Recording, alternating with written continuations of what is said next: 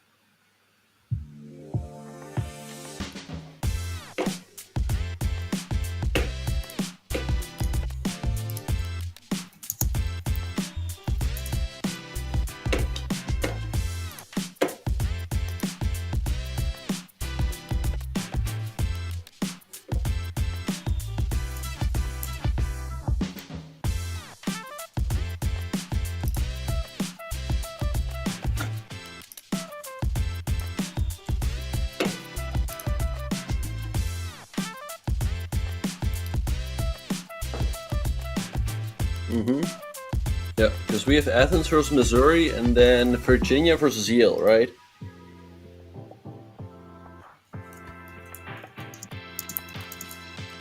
Sounds good.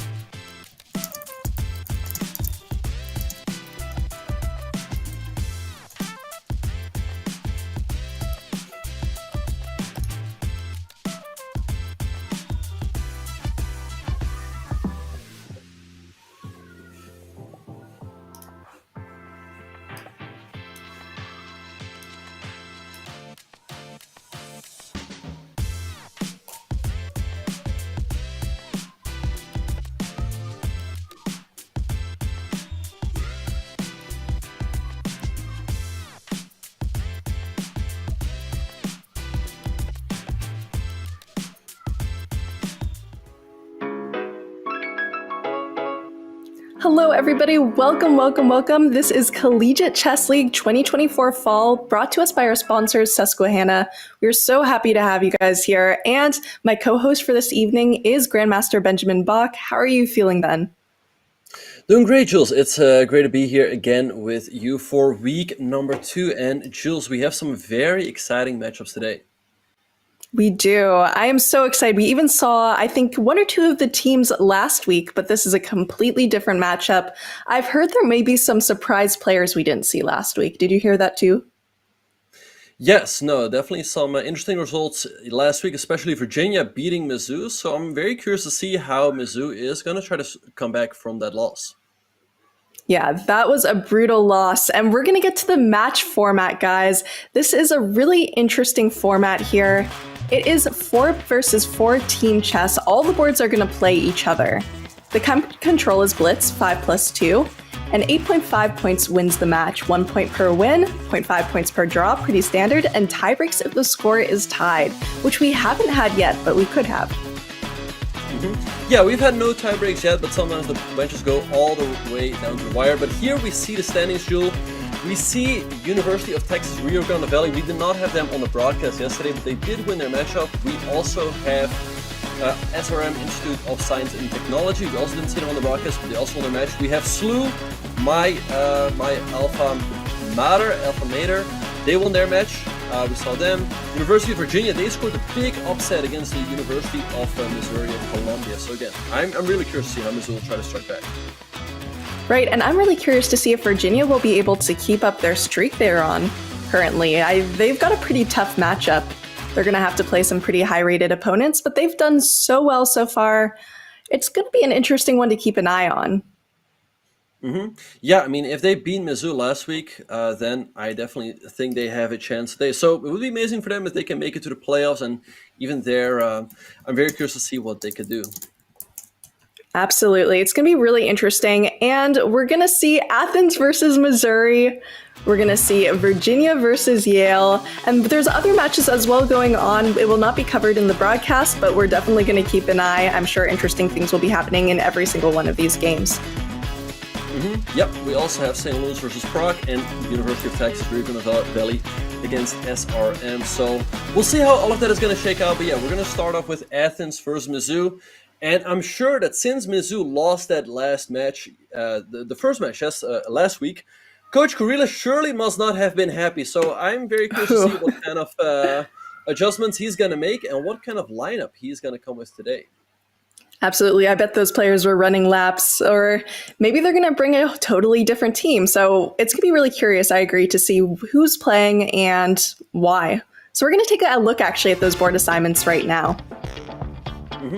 Yeah, in the Mizzou team, we see that Antipov, he played last week, he's playing this week as well, but we have the star recruit, Tari. He will be playing board 2 for Missouri. We have Luka Budisalvic on board 3, and Ishak Chan. And Jules, I'll leave the Athens names up to you. Absolutely. We have International Master Alexios on board 1, FIDE Master Vasilios, FIDE Master Kalogeris, and then Konstantinos on the last board for board 4.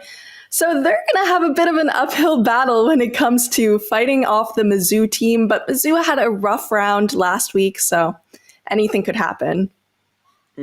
Yeah, for sure. But yeah, this is definitely, I think, maybe the strongest Mizzou team.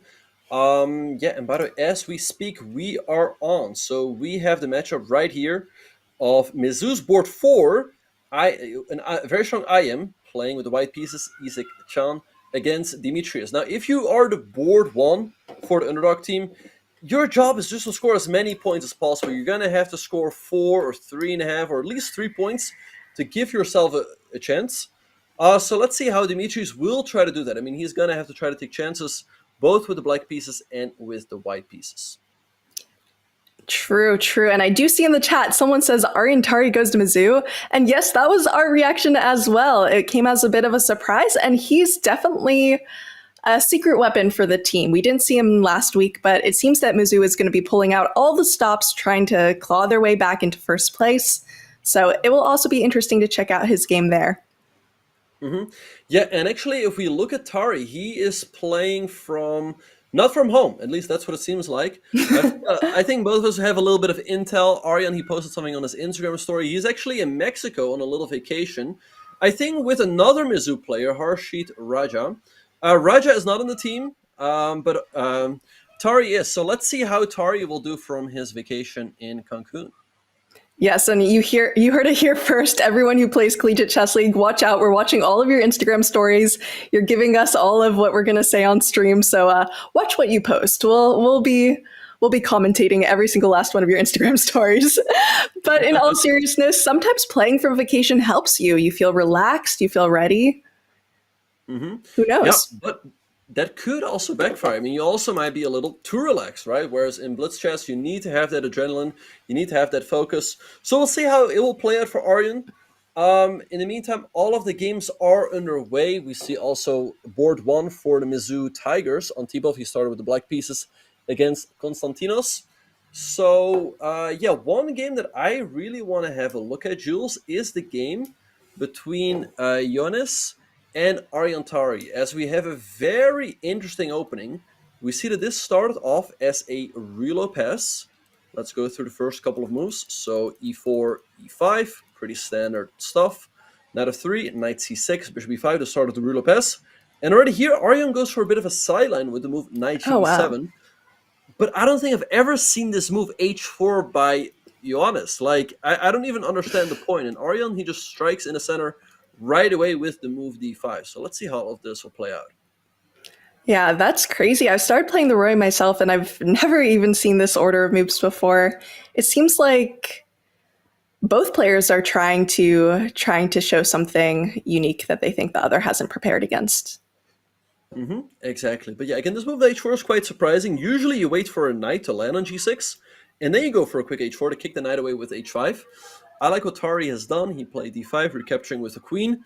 And I think now a nice plan for Tari could be to develop this bishop, let's say to g4, especially because white no longer has the move h3 available to kick it away, and then follow up with queenside castle. So understandably, Jonas is trying to disrupt Aryan's plans a little bit and goes for this early knight jump with knight e4, but maybe just queen g6 for Tari, hitting the knight and the pawn on g2. Ben, I know in some Caro positions you often want to push h5 as black. Is it the same here, or would that be not useful? Yeah, I don't think it's really necessary. We see Tari instead going queen d5, which is a bit of a silent draw offer. If Johannes would go knight c3 here, they would repeat the position, okay? But queen e2 also a good move by Johannes, developing his queen, defending the knight, and eyeing that pawn on e5, which is a little bit of a target. And now we see bishop g4 by Tari. So again, very interesting opening play here by both players.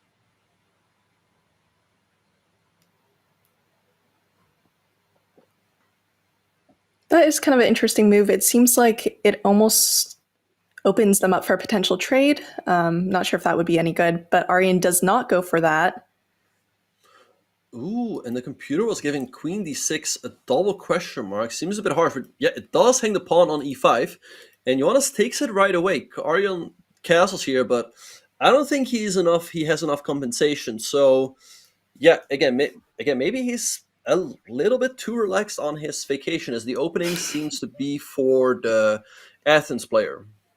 And we are in for a treat because it looks like we have a very expressive player on our hands. You could see after he made that move, he was shaking his head a little bit, looked a little bit upset. I love it when we have players with their big expressions. It makes it a lot of fun to commentate. But Mhm. yeah, I don't know. Anything could still happen in this game. Do you have any early predictions? I mean, yeah, right now it's looking good. It's looking pretty good for Ioannis. He's attacking the rook on e6. Tari is going to have to play rook e5. You can't take the pawn on f7 due to rook takes e4 check. But yeah, not a great start for Tari, rook e5, but also attacking this bishop on b5. So very tricky stuff right here. And he's starting ideas with f5. So I think this game could still go either way. I don't know. Tari is the stronger player, so I think he will pull through in the end. I mean, he is outrating Jonas by more than 300 points. That is a huge rating difference. We've seen bigger upsets before, but not very often. You're right, especially in these end games, it can be hard to trick a grandmaster. Mm-hmm. Exactly. Yeah. All right. So f3, good move by Jonas, defending the knight on e4, attacking the bishop on g4. So let's see what Tari is going to do. Would make sense to move the bishop back to h5. Also, by the way, defending the pawn on f7. And that's what he does. So now white has a decision to make. Black is still threatening f5, hitting the knight, which is pinned. So you could get out of the center right now with kingside castles, but you could also play g4, attacking the bishop on g6, and maybe after that you can go for castles. That makes sense, just taking up more space. It looks like a decent move. He's definitely going to have to think about it a little. I saw his head turn up. He did the Beth Harmon looking at the ceiling for a second. Again, always very fun to see. Yeah, I guess it's fun to see that like chess players actually do that, right? Like actually looking away or up to the ceiling. Bishop g4, bishop g6 by Tari. All right, so let's see what's going to happen. I feel like white might be doing well here, but his position is pretty fragile. If Arion gets a few moves to go, let's say f5 or h6, kick the knights away, then things could very quickly collapse for Ioannis. So not quite sure how he should continue. But Jules, let's perhaps go back to the bird's eye view as all of the games are heating up. What do you say? Yeah, let's take a look. Mm-hmm. All right, so here we have the bird's eye view. Okay, so one game that really stands out to Whoa. me is the game, or is there something that stands out to you? But the game that stands out to me is the game on the top left-hand side between Isaac Yes. Chan and Alexakis. That was where my O was coming from. I was like, wait, how did that pawn get there? What happened? Right, yeah. Well, let's have a look. So perhaps we can have a very quick look. This started off as a Taimanov, where white developed the bishop, then the queen, the bishop came out, queenside castle. So we have opposite side castling here, which always promises for a sharp game. Dimitri's is the first one to open up files on the queen side, f5, and Izek pushed his pawn all the way to f6, actually sacrificing it. It was not taken. But black is actually using the pawn on g7 as a shield, and he's going for his own attack with queen a5. So I really like what Dimitris is doing here. It looks like he's got a pretty strong attack against his white king. So I feel like Athens has a pretty good chance to get a point here. Right, and I have seen that theme a lot in these kinds of Sicilians. I do not often see people go into opposite side castling against the Tamanov. Would you say there's a reason for that, or maybe it happens more, I just haven't seen it? What do you think? Yeah, I mean, it's a good point against the Taimanov. Also, a lot of players go for kingside castles. That usually leads to a more slower game, more positional play, whereas, when there's opposite side castling, you can always expect some fireworks. And wow, talking about fireworks, queen a2 is on the board. Dimitri's eyeing that pawn on b2. But the good thing for Izek is that black still has these two bishops in the way, and they're not easy to remove. He's first going to have to move this bishop, and maybe then bishop a3 would be a devastating threat. So let's see what Izek is going to do in the meantime. And he's playing with his hair now, which means he's got the hyper focus on. Where's your attack as white? You need an attack very quickly before you get checkmated. Where is it? What would you do? How would you follow this up? I think it's going to be very difficult for white to attack. I mean, one way to do so is rook h3, g5, queen h5, but that's going to take a while. I feel like in the meantime, black can do something faster. Bishop f4, I think a good move attacking the knight. And now also the queen is guarding that b2 square. So let's see what he's going to do now. Maybe, but also knight takes d3 is a major threat, because that would pick up the bishop on f4. So let's see how Izek is going to deal with that as he's dropping down to 30 seconds on the clock. 30 seconds. I didn't even see that. Okay, luckily his opponent only has a minute, but a minute and 30 seconds, I don't know. That's getting pretty low. Mm-hmm. Yeah, anything can happen here as the players get lower and lower on time. Rook f3, eyeing the pawn on f7, but he's not creating any real threats. Maybe just bishop c6 here for Dimitri, stepping that bishop out of the way, opening up the files for the rooks, but Dimitri's also getting low on time as he only has 40 seconds. Yeah, with the time evening, especially in such a sharp position like this, it only takes one wrong move and then the position could come crashing down for either player. I mean, maybe the white king can run at some point, but I don't see how. It's a very scary position. It is, yeah. And there we have bishop c6 by Dimitris. All right, so I don't think black is creating any major threats right now, which is why Izek just shifts his rook to the f-file, hitting the pawn on f7. All right, so now Dimitris drops below 20 seconds and plays bishop b5. Okay, rook takes. And then can white take on f7? Or is black going to come in with something like bishop takes or rook takes c2? That's a big question. Oh, he goes for it, but the computer does not agree. That is very scary. Wait, can you do this? Rook takes. But he doesn't have a lot of time to think. Oh, he can't Oh, flag. oh, bishop takes on the board. Okay, wait, so check, you just go king takes g7, check king g6, and the king is safe, and black is crashing through on the queen side. Now, Izhik low on time. I don't see a defense for him, to be honest, and the evil bar is also all the way down. Yeah, it looks like there should be something there for white. It's a little unfortunate they're a move behind. King takes g7. I think you have to take the rook on c8 and pray. Bishop takes b2 was knotted. The king is now running away. Oh.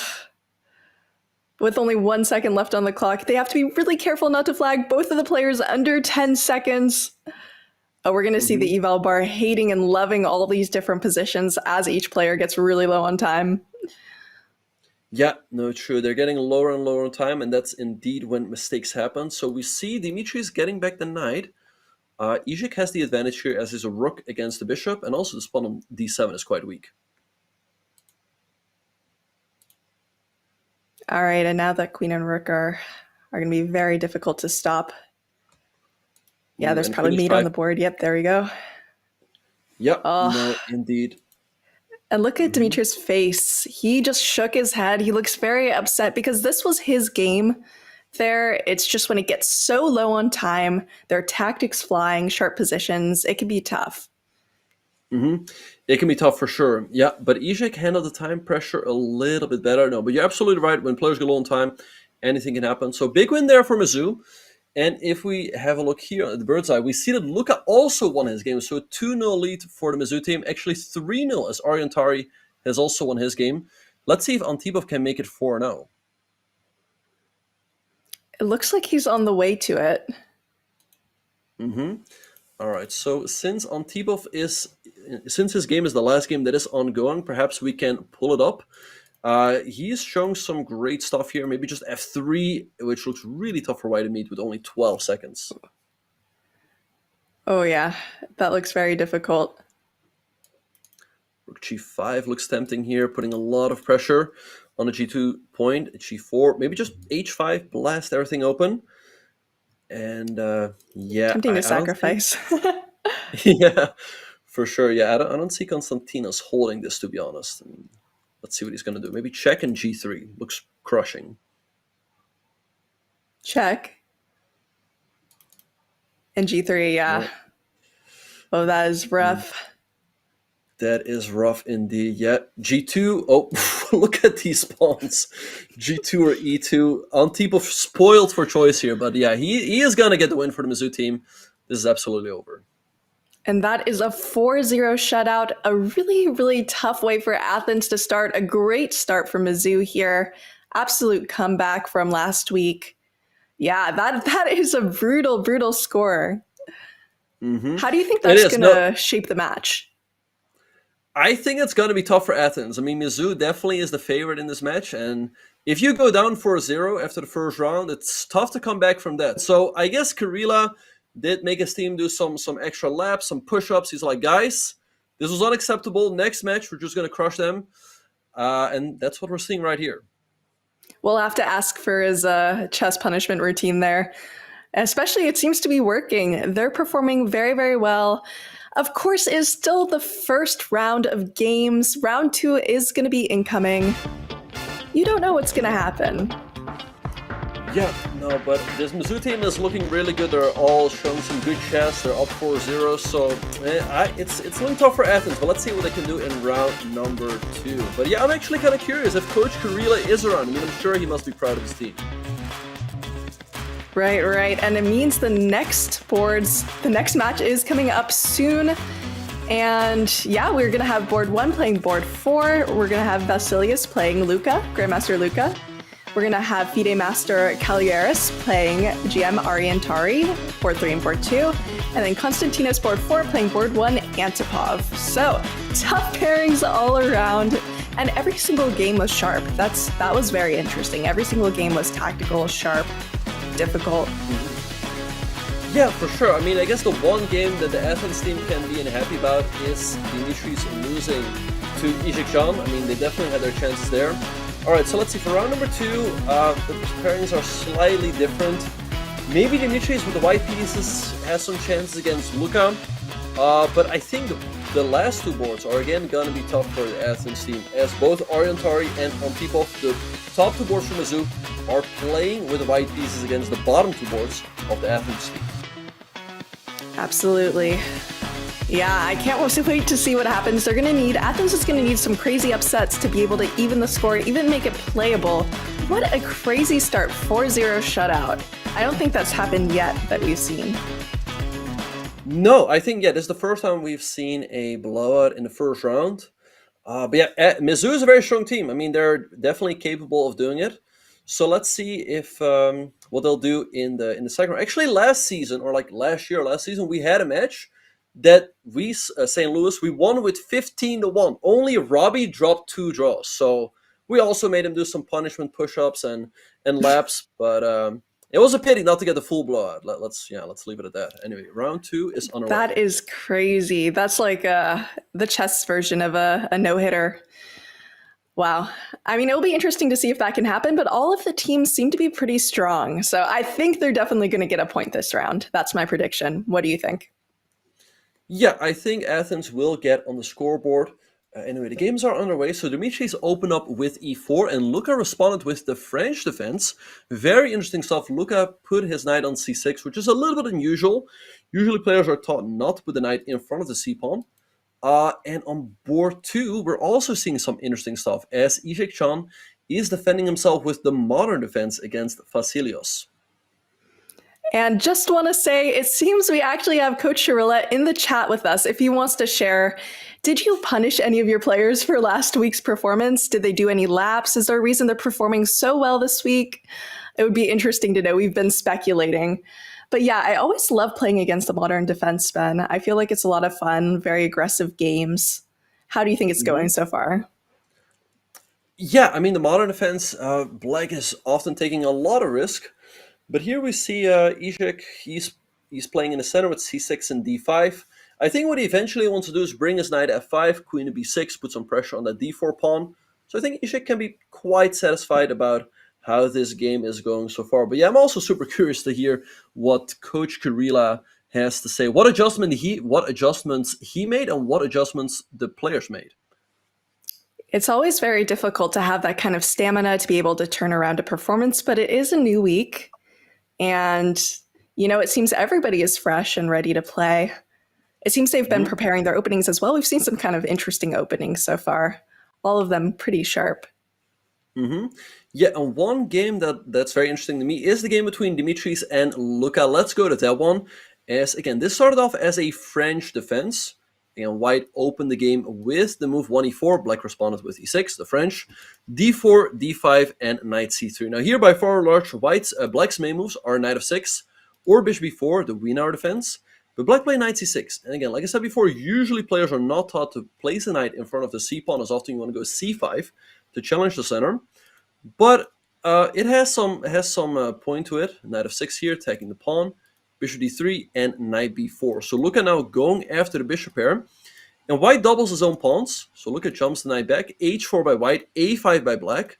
So White gaining space on the king side, and Black is going to try to play on the queen side. So very interesting game so far, Jules.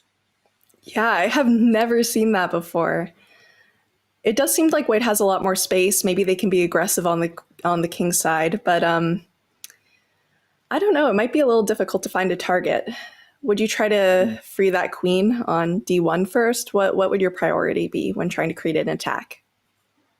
Yeah, it's a very good question. I mean, very often what you want to do in these types of positions is you want to look, hey, on which side of the board do I have more space? And for White, that is on the king side because of this pawn on e5.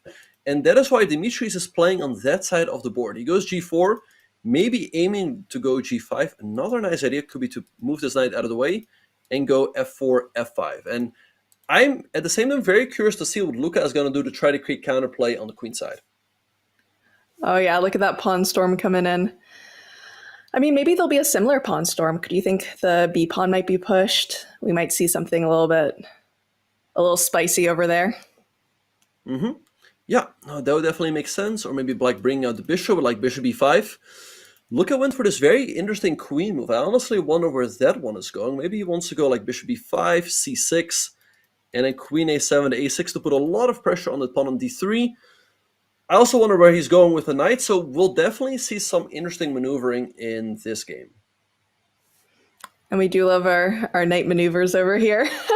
But it doesn't even seem like a French. Like, it technically is a French structure, but you don't get a lot of the same kind of thematic ideas, f6 push. It seems like very different ideas than what French players typically go for. Yeah, so lots of maneuvering ahead. We're going to see what's going to happen, but let's leave this game on hold for now. Let's go back to the bird's eye view, Jules, as one game is really standing out to me, and that is Arjan's game, because look at this. He's already opened up the h-file. Black's king is located on the king side. This looks like a very scary attack for Arjan, although h5 might have been a good move by Konstantinos to stop the queen from jumping into that h6 square. Oh, absolutely. That definitely might be a really good one to take a look at, especially as we've been following his games. He is one of the players we did not see last week, so one of the new players that we are getting introduced to this week. It might be interesting to see how this attack goes. Yep, so let's see how this is going to develop. In the meantime, Konstantinos is trying to create some counterplay on the queen side. He went a3, which was answered with b3 by Arjan. But if we have a look at the bird's eye view, I think Antipov in the bottom left-hand corner is also having a pleasant position. Again, he's playing the Italian. He also did this a lot last week. He has a ton of experience playing this. Like we said last week, he's also a second for Fabiano Caruana, so he also has a lot of experience working on these lines for Fabiano and, of course, for himself. So, yeah, I like what he's doing over there. And Ishik is creating some counterplay on the top right-hand corner as well.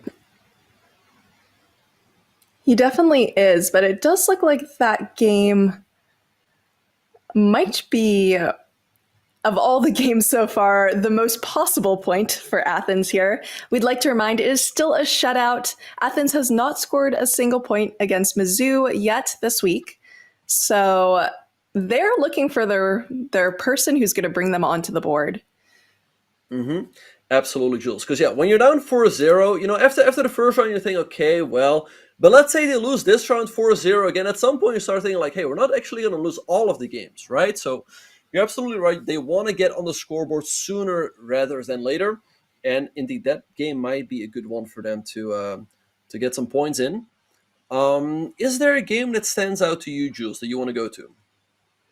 I do agree that the Tari one looks very interesting. It might be a good one to check out. It seems like all of the games are still kind of in the beginning to middle game stages, so there's still a lot of life in all of them. I'm sure that the one that is the sort of French, the pseudo-French, will heat up pretty quickly too as well. For sure. Yeah, but let's have a look at Arjan Tari's game. Again, earlier he had some great attacking chances, but the queens have been traded off.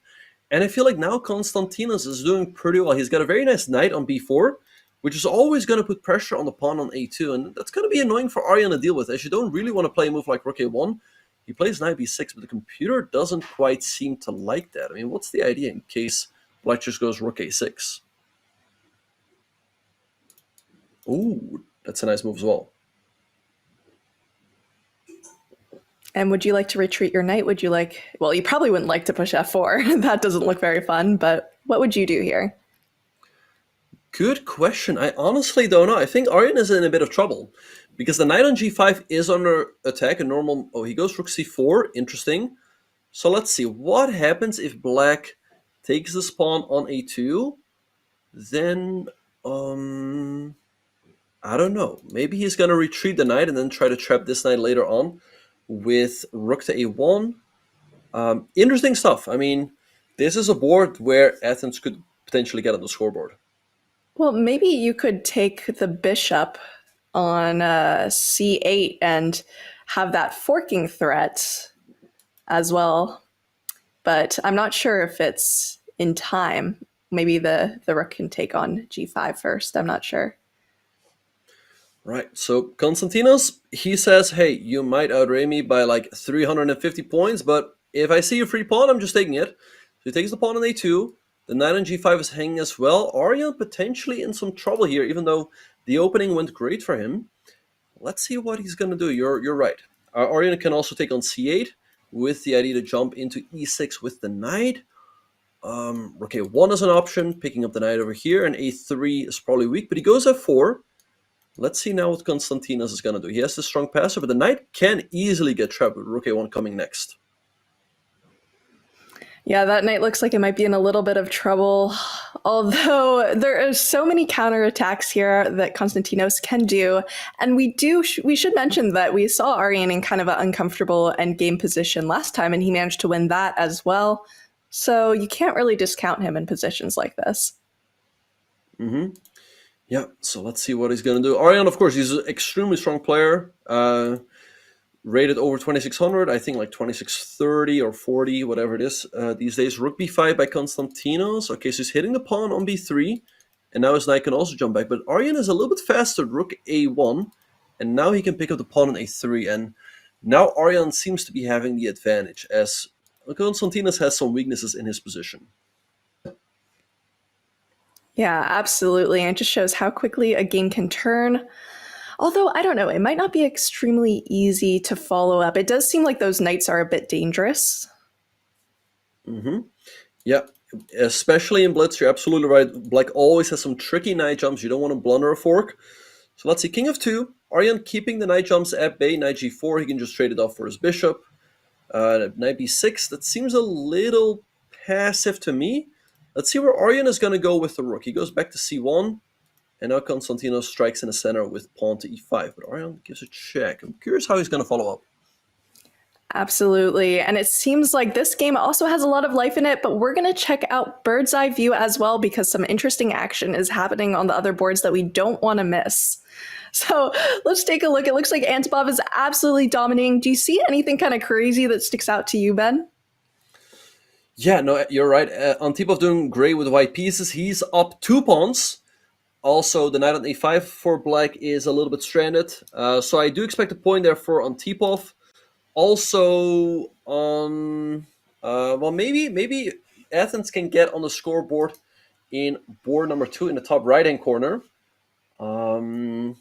Let's perhaps go to the game between Dimitris and Luka, as they are getting lower and lower on time. Right, that game does look like it has a lot of potential to be crazy, especially as the time is ticking down. And we saw a crazy complicated game when both players had less time. It seemed to just go to the player who was slightly better under time pressure, maybe the stronger bullet player. What do you think will happen here? Yeah, I quite like Black's chances practically, as this king on g3 is feeling pretty airy. Queen f1 looks very tempting to me. Just dive in with the queen, and good luck with 5 seconds on your clock. Queen e3. Oh, there's bishop takes f3 and bishop h4. Oh, but he didn't go. He didn't see it. Oh, that was a crazy tactic, though. Oh, queen e2 instead. Maybe he has a chance to redeem himself. But yeah, queen here, and then bishop takes f3. I think he's gonna. Queen g2. Wait, there was bishop h4 that would have won the game on the spot. I wonder if he's going for the draw. I'm not sure. I think Luka.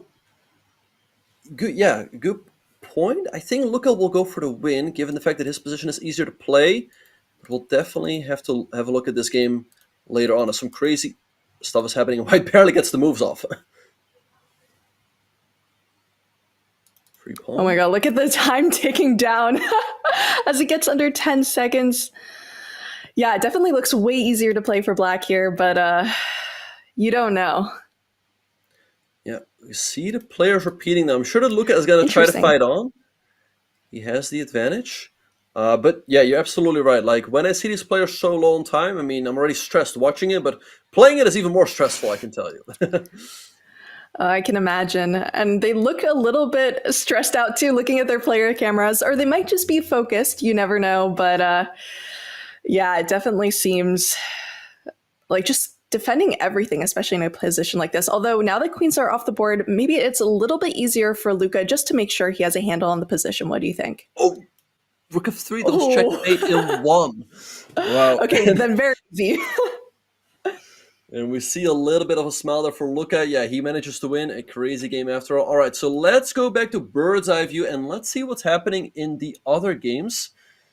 It seems like Mizzou might sweep this round as well, as Luka won in the top left-hand corner. Oh no, wait, sorry. Athens got a point in the top right-hand corner. Vasilios managed to beat Izhik with the white piece. But the last game ongoing is Antipov's game, but there's no doubt in my mind he's going to win, and he actually just won. There we go. And I believe that's what, 3-1 for this round? Yep, that's 3-1. So things looking great for Mizzou, but I'm sure that Athens is happy that they're not going to get swept. At least they got on the scoreboard. Right. I mean, I'm sure they were hoping for more there, but after that tough first round, bringing momentum back, it's very difficult. We've seen these in other rounds, other matches so far, that after you have a difficult round, it's hard to turn it around for your team. Mm-hmm. Absolutely. Yeah, but definitely the game that we want to have a look at. Oh yeah, let's have a look at the scoreboard. We see here that Mizzou is cruising. Antipov on 2 out of 2, Tari 2 out of 2, Luka 2 out of 2 as well. Izhik, he dropped a point, but his team is doing amazing so far. And again, I think for Athens, they're happy that Vasilios managed to get a point in for their team. Absolutely. That was very important for them that they were able to get on the board. It helps them out also in future rounds, knowing that that pressure is off. But still, look at that score. Missouri 7, Athens 1. That is a difficult start for Athens and a strong start for Missouri. Yeah, definitely a tough start for Athens. I mean, I don't see them coming back from this. I just kind of hope for them that they'll be able to show some better chess in the rounds to come. But yeah, let's see if Mizzou can carry this form in the later rounds, and also if they can show this kind of form in the more important matches. That's very true. Although it is important, every single match is important, but against someone like Mizzou, who is such a strong team, I think most of the teams playing them are not going to expect to win, except they were defeated last week, so it is possible.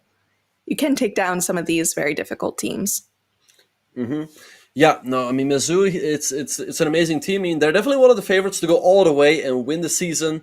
So I think, it's not a big deal that they lost last week. Of course, again, Coach Kurila must not have been happy. But as long as you make it to the playoffs, that's the most important. And there's no doubt in my mind that they're going to make it. Absolutely. It will be very interesting to see how they do. And we are going to shortly take a break. It'll be very interesting to see what happens, so stick with us. We'll be back shortly.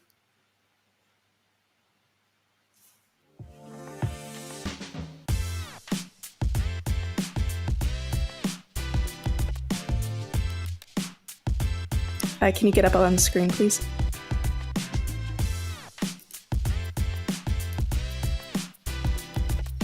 I'd classify trading as a game, really, that you're playing with competitors and basically every market participant in the world. My path, I came in as a poker player, but I think that the main thing that everybody has in common is a sense of competitiveness and interest in gaming and strategy in general. Yes, you can actually use gaming skills for your career and for something to do on a day-to-day basis. What is your chess personality? All right, let's see. How do you react when opponents talk trash? I started it. What's up, bro?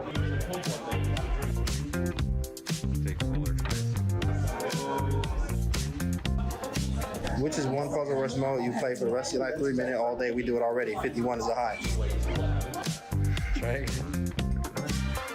What would you play in this position? Take on h7 or palm move? Oh, yeah, that's a great gift. Bishop takes h7, 95, 25. In this position, which would you play first? Knight f3 or f4? Or f4 all day. That's, you know what that is. Which time control do you do more? Bullet, absolutely. A little bit rapid these days. It's Friday night, you lost on time. What do you do? No, we tilt till 4 a.m., baby. I am a artist. Nice. I'm a romantic.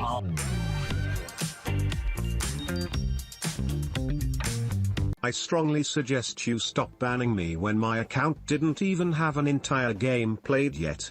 This seems very unfair. I'm better than 100% of your GM level players and you stupid banned me. WTF is your SU? I hope Bobby knows it and is auto-resigning in his grave. You. Wow. Dan, you want to run with that one? I thought maybe you would take it. I mean, he apparently, if we're banning him before he's even completed a game, I don't know. I mean, kudos to you and the crew, Casa. I don't even know what else to say to that. A lot of times people that, have played games, they might finish them and they react and they're so hot, and step away from your laptop or your phone, decompress a little bit, give yourself the opportunity to turn that temperature down before you respond. Like that's the first bit of advice, because if you're dealing with support like that, you're gonna have a hard time dealing with people in your own life. So take a moment, think before you make that move, and then maybe then the response will be a little bit different. Rest in peace, Bobby Fischer, one of the goats of the game. At the end of the day, I don't think he's auto-resigning in his grave. I don't believe that. I think he might have a lot of perspectives on the way the game has gone. I don't think he's thinking like that. Why should I open a new account if you guys keep on closing them? Well, look, I mean, at the end of the day, we're closing your account for a reason, and so the behavior has to change for you to, keep an account open for an extended period of time. So clearly the behavior isn't changing, and that's, why you're in the situation you're in. There's such a great opportunity to enjoy your time on the site. We have so many things you can do. You can play, you can talk to people, you can learn, you can watch top games. Your experience is going to be soured if you're, making these decisions. So do better. Do better. I like that. Maybe we'll get lucky and that user will watch this video. And just maybe that'll be all they needed to hear. Oh, do better. Okay.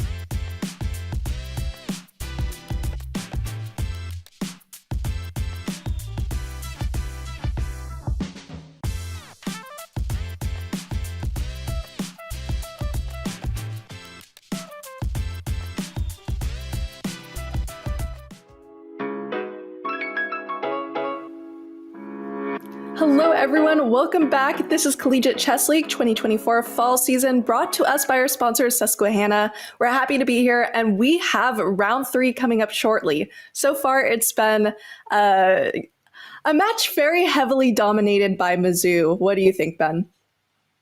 Yeah, honestly, I'm not surprised. I mean, Mizzou is definitely the favorite going into this match, and given the fact that they had that upset last week, again, they made some adjustments, they came back stronger. I'm just curious to see how many points Athens can get in the second half of the match, or if Mizzou's just going to dominate all the way through. Yeah, it seems like Mizzou woke up and was eating their Wheaties after their performance last week, which I don't think they would be very happy with. They've come back, they're playing amazing chess, absolutely dominating against another very strong team. Athens has been holding their own, especially, last week Athens did very well, so this is no small feat to be locking them out so far 7-1. Mm-hmm. Yeah, no, you're right, Jules. Athens has had tough pairings so far. Last week they played SLU, so it can happen that they lose that match. Also, Mizzou. Those might be the top two favorites. So it's fine to start with 2 losses, but they're gonna have to get on the scoreboard later on against some of the other teams. And it seems like the match has started, so we're going to go to Bird's Eye View, taking a look at some of these games. Also, I'd be curious what you think, Ben, having your alma mater, SLU, playing against Mizzou, and seeing their performances in CCL so far. What do you think? Will it be close? I know you're a bit biased on this. Yeah, no, I do think it's going to be close between Mizzou and SLU, but I feel like right now, Mizzou should be a slight favorite. I feel like the SLU team I mean, okay, this is gonna sound weird, but they lost like myself and Theodoro, the top two players on the team. So they're not as strong as last season. I mean, yeah, that might sound weird, but that is the reality. Anyway, we see that Arion Tari has started off with the white pieces against Demetrius, and Antipov has started on board 2 against Vasilios. Right, and we just have to point out, it's kind of crazy that we have Tari here as board 2. They have such a strong team, Mizzou, that you can have Tari on board too. So that's just kind of something fun to look at. But is there anything that kind of pops out immediately to you, Ben? Let's have a look. I mean, Arion's game is pretty interesting. We see some interesting moves in the opening. Black has not developed a single minor piece yet, but they have activated the rook. And oh wow, look at this. Arion going for queenside castles. I like it. Because if Black is able to go knight c6 and knight d4, I think Black is doing quite alright, but Black is not in time. Knight c6 will be met with bishop takes c5, and the bishop cannot be captured, as that would hang the queen. And defending the pawn on d6 is quite awkward now, as a move like queen c7 runs into knight b5. So Dimitri's perhaps experiencing some opening problems here. Yeah, I mean, holy outposts. Look at all of that. I mean, it just kind of looks like a very nice position for white here, even if black does have that open file. Yeah, so maybe a move like queen b6 for Dimitris, defending the pawn on d6 and making sure that knight b5 does not come with a tempo. I don't really see a good alternative, to be honest. So I think that's the move he's going to have to go for. Yeah, it seems like a strong option there. It does seem like a strong option there. And again, we're seeing a very aggressive opening as well. I mean, we've just been seeing these opposite side castles, actually more than same side castling. Do you think this might be a strategy of the team? No, you're absolutely right, Jules. We've seen a lot of games with opposite side castling, so that always promises for exciting games. I don't think it's necessarily a strategy, but maybe the players just want to have some fun games, play aggressively, and see how it goes. But Jules, who do you think is the favorite to win it all this season? Oh no, okay. Well, since I have to commentate with you for the rest of these games, I'm going to say Slew, just because otherwise I think it'd be quite awkward. But I don't know. It seems like Mizzou is making a comeback, although they did have a rough match last time. I don't know. There's a lot to be seen this season, but just so we are on a good note, Ben, I'll say Slew. Well, I actually think Mizzou are the favorites, so no. Okay, it's really? fine. I mean, yeah, yes, because Mizzou they have Antipov, they have Tari, and SLU doesn't have any GMs rated over 2600, right? All of their GMs are in the 2500s, whereas Mizzou, I mean, Tari is over 2600, Antipov is around there. Then they have Luca, who's a GM, and then they also have Raja. That's probably their strongest lineup, unless I'm forgetting about someone. And I think that's stronger than the SLU team, because SLU doesn't even have 4 GMs. So, in my opinion, Mizzou is definitely the favorite to take it all this season. Wow, that is a very controversial opinion there. By the way, we have a prediction if you want to bet your channel points on how many points Athens will get, so feel free to vote there. But I don't know. It is true that you said they don't have as many 2600 plus GMs, but this is Blitz, and they have players like National Master Shelov, who's very strong in Blitz formats specifically, so I don't know. Maybe that will make a difference. Right. So, Shelov is definitely a player who can hold his own. Oh, and look at this. Black sacrificed that pawn on d6. Tari took it, and now knight f5, attacking the rook on d6, attacking the bishop on e3 as well, and maybe aiming to jump into the d4 square. So this game is certainly heating up. And oh, wow, another game that stands out to me, Jules, perhaps we can go back to bird's eye view. But another game that's looking very interesting is the game of Antipov in our top right-hand corner. We see white has lost a pawn in the middle, but he's won a pawn on the queen side, and he's got a very unpleasant pin on that knight on d7. Yeah, that is a very interesting position. I just love how also we're seeing all the cameras in Antipov. When he gets really, really focused, he starts playing with his hair. And that's how you know the moves are about to be coming in strong. When you see that, you should get scared, right?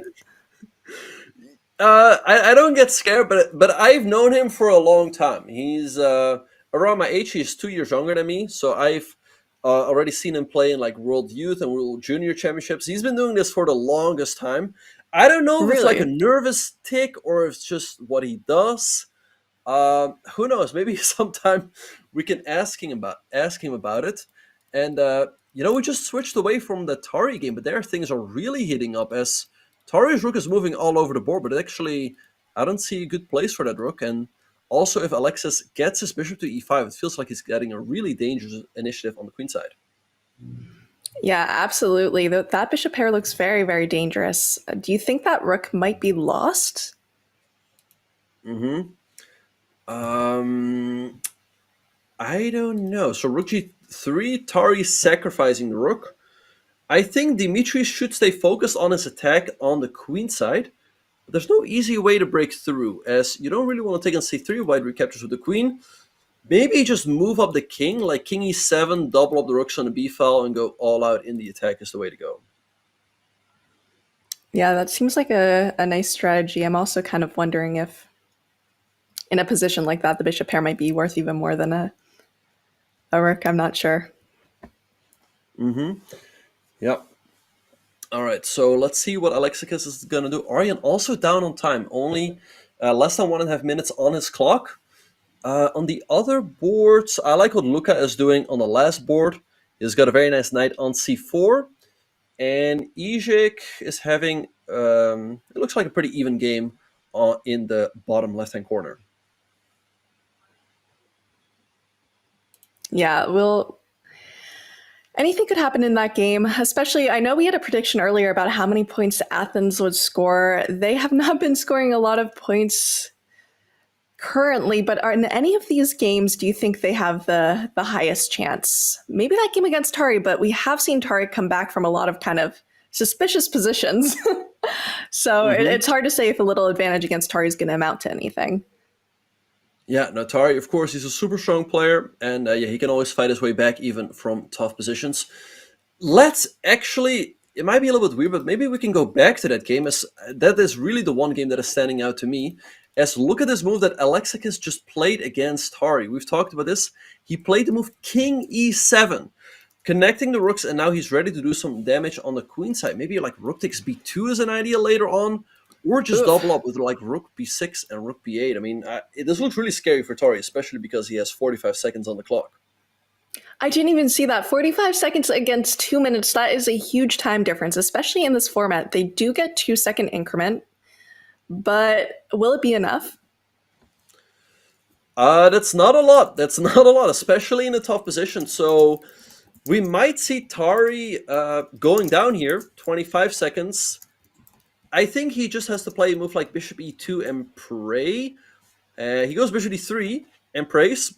Let's see if Alexis is going to come in with like rook takes b2, something like that, or if he's just going to double up. But it's already, I mean, queen takes, and I guess queen b7 is the way to go. We'll see what Alexis is going to do, as he has a lot of time to figure it out. He goes for the more slow approach with rook b6 followed by rook b8. Yeah, I mean, that still probably works. It says miss because there was a sacrifice there, right? I guess so, yeah. Let me have a sneak peek. Apparently, the best one was to bring the rook to d8 anyway. Tari just made us move knight d1 with 5 seconds on the clock, but what is he planning to do if Alexis just takes? It reminds me of that saying, what is it? It's like, there's no mate with knight on the 8th or something like that. One of the best ways to stop mate is putting your knight there.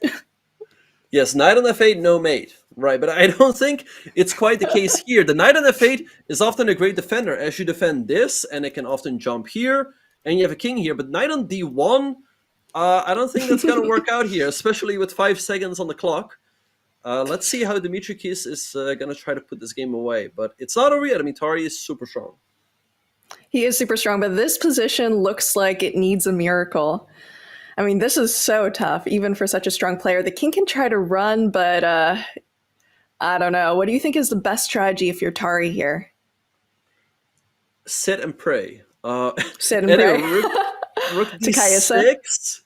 Well, honestly, the best strategy is not to lose in one move. But here, queen a1 seems to win the game. Yeah, as you lose a decisive amount of material.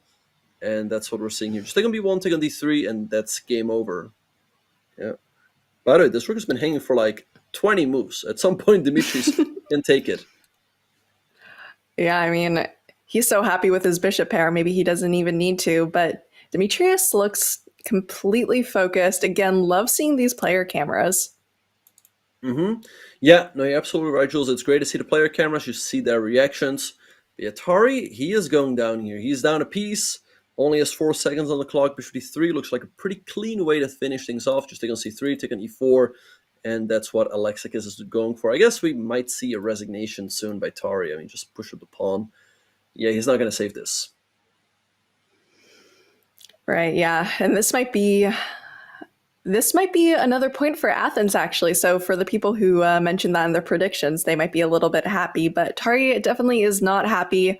Also, I was laughing at a chat that said he looks a little bit like a supervillain. It's because of the angle, right? Every single player has a different angle on their camera, and right now, it almost looks like we're a piece he's looking down at. So it's kind of interesting to see. But he does not look happy here, although he's been playing very well so far, has had a lot of wins. I mean, we probably should go back to bird's eye view while Demetrius finishes this up, unless anything crazy happens, but we'll continue to take a look at this game. Yep, so let's go back to bird's eye view and let's see what's happening in the other games.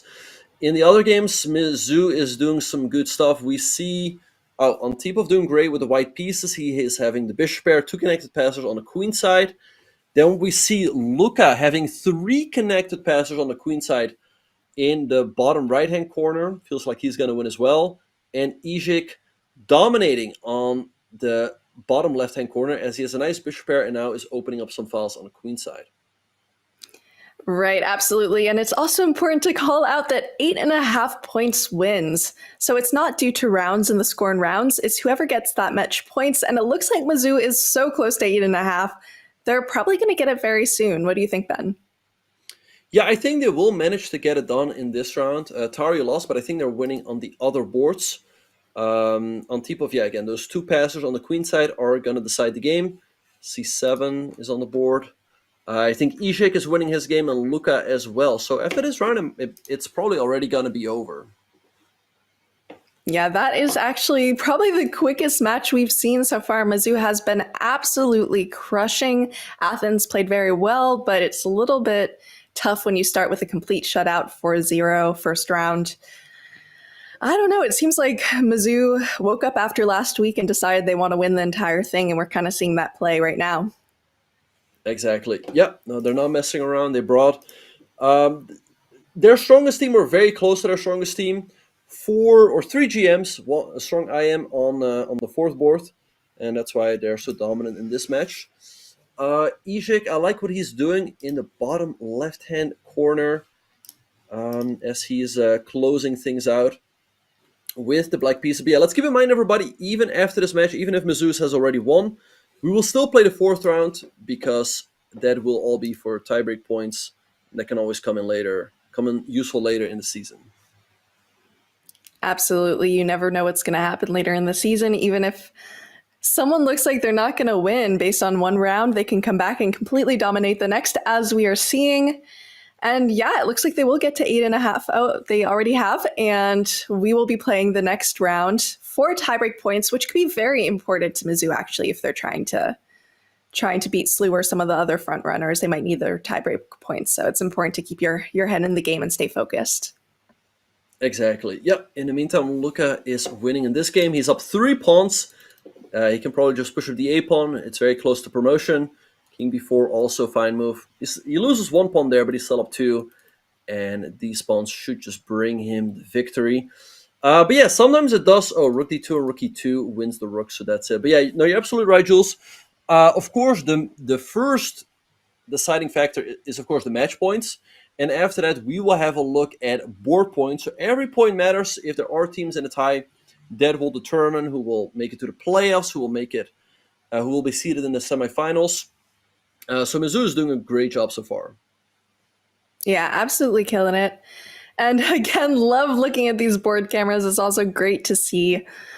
But yeah, it looks like every single player has brought their A game so far. And so far, the match score is 2-9. So That's a pretty impressive score by Mizzou this match. Yeah, no, they've been doing some good stuff.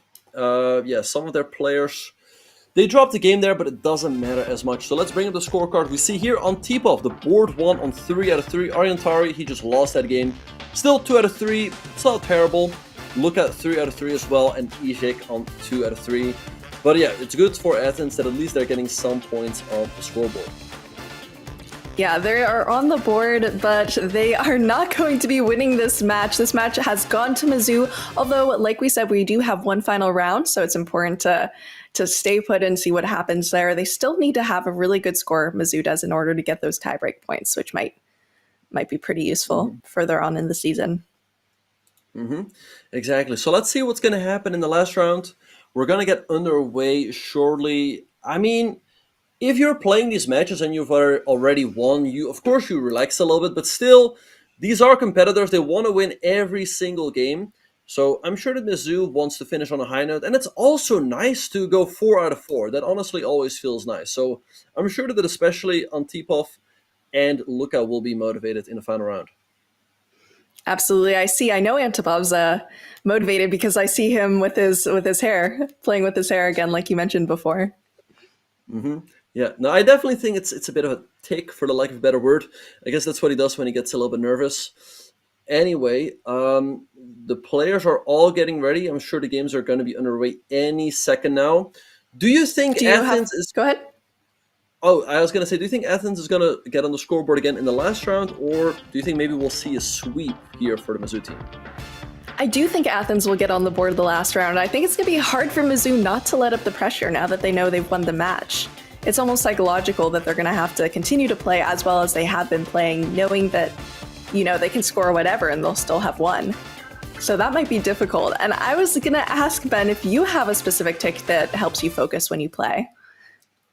I definitely do have little ticks, but I don't think they're as noticeable as Antipov twirling his hair. But I definitely do, like, sometimes I adjust my pen, even though there's no reason to do so, or little things like that.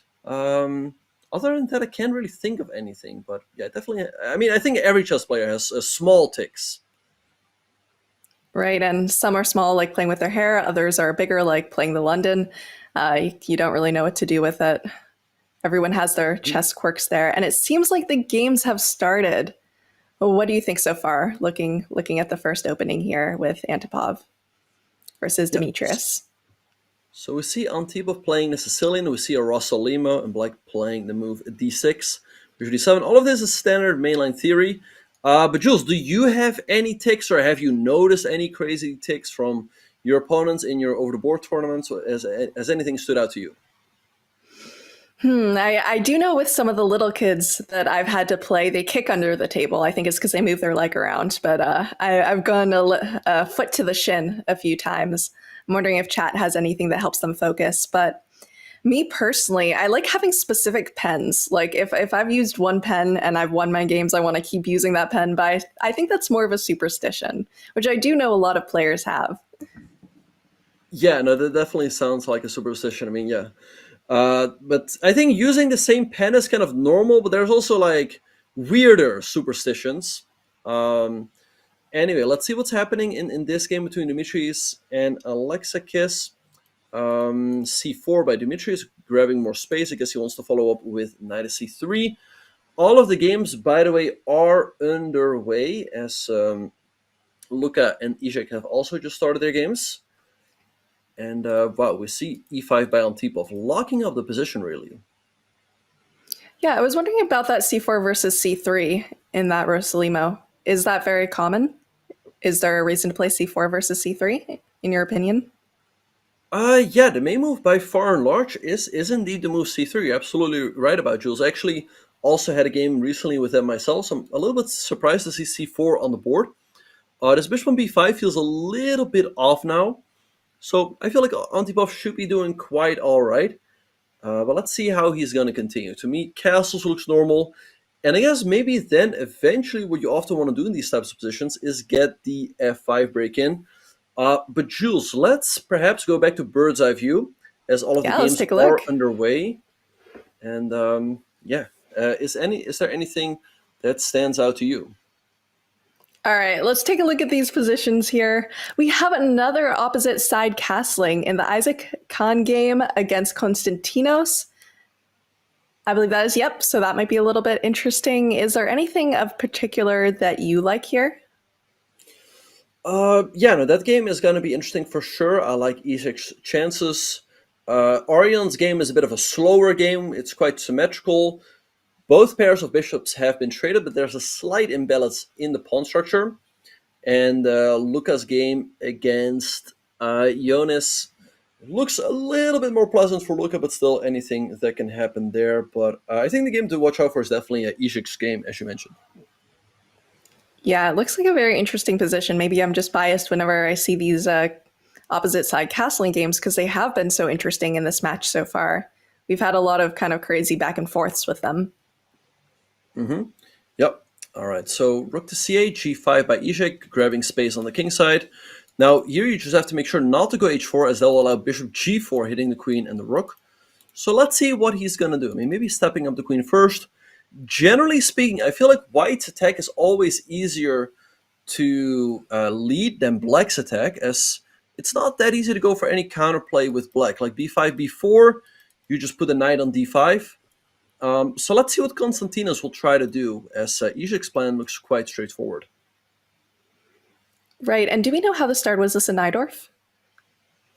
This started as a Najdorf, yes. Perhaps we can go through the first couple of moves real quick. e4, c5, knight of 3, d6, d4, takes, knight of 6, knight c3, a6, the starting position of the Najdorf, bishop e3, e5, knight b3, bishop e6, h3, bishop e7, f4, Black decided to take. I feel like here white often gets a pretty comfortable position, as again, white can comfortably attack on the king side, and it's not so easy for black to do anything. So I think Isaac can be pretty happy about how this game is going so far.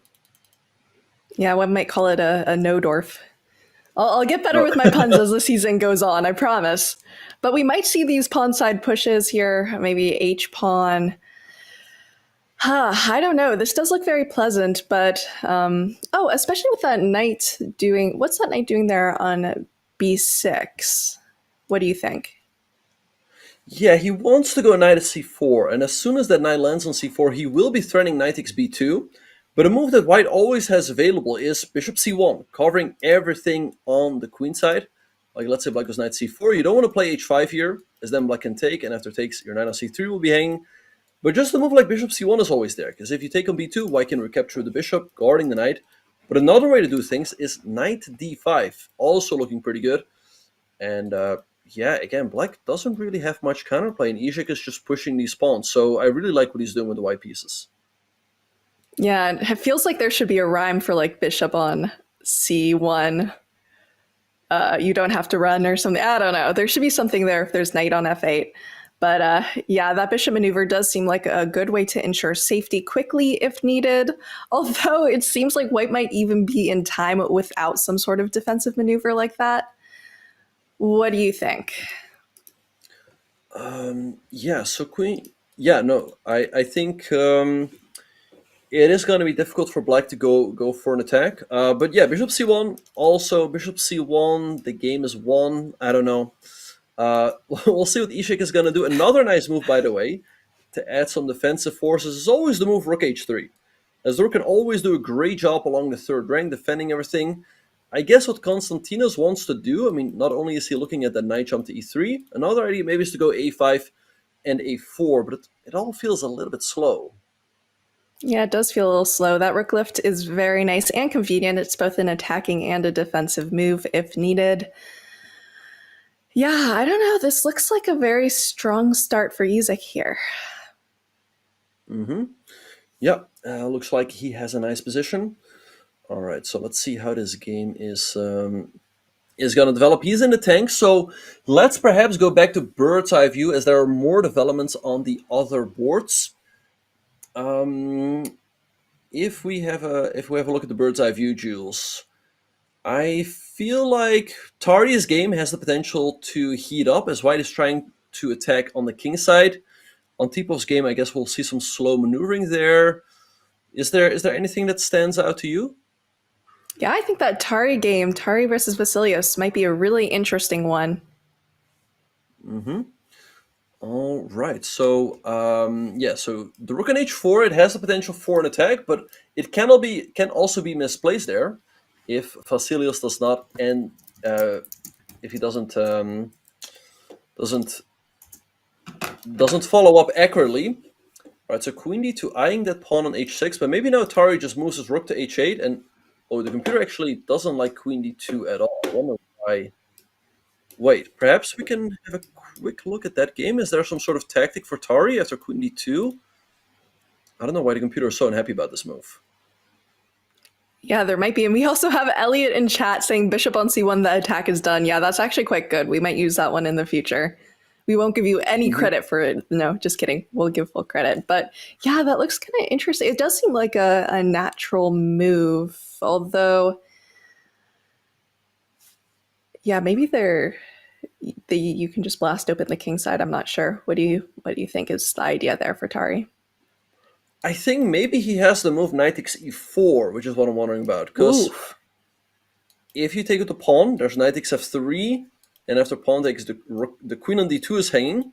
Or actually, this is a good moment to pull up the analysis board. Let's see. Okay, so knight takes e4 looks pretty interesting for Tari. So again, if white takes with the pawn, we take an f3, check, and take the queen on d2, and black is winning.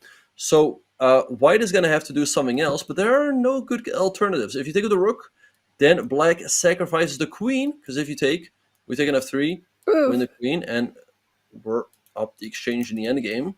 So I think the only option you have is knight takes d4, and here maybe you take with the rook. Yes, because if white takes with the rook, you take, and again the queen cannot be captured due to this. So that is what Tari must be calculating. Let's see what is happening in the game. He found knight takes e4. Rook takes and queen takes. There He's you just go. completely winning now. Oh, and look at that. He's got to be very happy. He was calculating. He knows it works, and his opponent's going to take a second to think. This is a moment when it's really important to use their time. So someone mentioned them going into time pressure. It could happen. But yeah, that was definitely a critical moment in the game. Yeah, so, and look at Tari. He's leaving his queen on e4 hanging. Saying like, hey, you still cannot take, as I'll take an f3 and take your queen on d2. So great stuff here by Aryan Tari, but yeah, that's what grandmasters do. They just know when there's something in the position. Oh, but a queen takes c4, there goes the knight. So this game is over. My. They know there's something in the position, take their time and figure it out. But sorry, go ahead. Is that like Spidey senses? Like my Spidey senses are tingling. Is it like their grandmaster senses are tingling? Yes, I guess that is what Yasser always refers to with a Spidey sense. Like you just know that there is something. There you go. And he took his time, and this game looks like it's going to go to Tari, who must be happy after last game didn't go quite his way, but he's been playing very well in the match so far. So we can take a look at maybe bird's eye view and see what's going to go on. As yes, it's now in Tari's favor. He is the victor of that game. First game of this round goes to Mizzou, but there's still a lot of life in the other boards. Mm-hmm. Yeah, and I think Mizzou is doing a great job in the bottom right-hand corner. Look at Ishik, we've mentioned it before. Oh, and bishop d3, great move, hitting the knight on c2 and threatening the pawn on h7. I think that's going to be it. I don't see defense for Konstantinos. So let's see if Mizzou can... Oh, but Athens might get... Wait, I think they're winning. I think Antipov is going down with the black pieces. Oh, no. But you don't know because it's 17 seconds against 7 seconds. So anything can happen when the time gets that crazy. Although Antipov does not have the lead on time there, it might even up. That could be a really interesting game. Oh, and look at their faces. They're both so stressed. What just happened there? He just hung the rook. Oh, Antipov played no. queen g5 and he just hung it. Oh, that is heartbreaking. And now Antipov is just going to win. Oh, no. What a game. Oh, no. And he's so upset. You saw the camera just like switched off, didn't even stay for a second there. How heartbreaking. That is so tough. And Antipov manages to win that game by a hair on his head right there. That was a very, very difficult game for him there. But it just comes down to who can see the tactics quicker under time pressure. And it seems like Antipov did it better in this game. Yeah, crazy game. But congrats to Antipov. His team wins, and he also sweeps this match with 4 out of 4. So let's go back to Bird's Eye. We see that Ishak is winning. He has a queen against the rook. But Konstantinos is now going down a fight. He's got a few pawns. But yeah, it feels like Ishak is just... Yeah, queen takes g6, very nice move. As I don't think there's anything you can do about rook c8 coming next. So Ishak wins. So our last game that's going on is Luka's game. And it looks like Luka is in trouble. But under time pressure, look at that, 6 seconds to 17 seconds there. Yep, this is the last game of the match. All right, so queen c4, white up the exchange, but black has a lot of pawns. Ought to be some... Oh, wait. This game can really go either way, but practically I like Jonas' chances with the 2 bishops, also with the pawns on the queen side. But let's see what's going to happen. Yeah. Let's see, under 10 seconds. Both players under 10 seconds now. They have to make sure not to flag. They get 2-second increment. So that's not that much. Okay, just trying to stop the mate, but interesting he didn't choose to trade. Yeah, all right, so now he's pushing the b-pawn forward, but Luka holding on rook c1, maybe just rook b1. Perhaps he can even take here. King of 1, wow, that's a bold move. Maybe just bishop c4, or... Again, I still feel like black has good chances in the time scramble here. Maybe white can... Well, wow, okay. Yeah, it's a free pawn, and Luka took it. I feel like Luka might actually win this game now. King e1. Well, let's see if rook a1.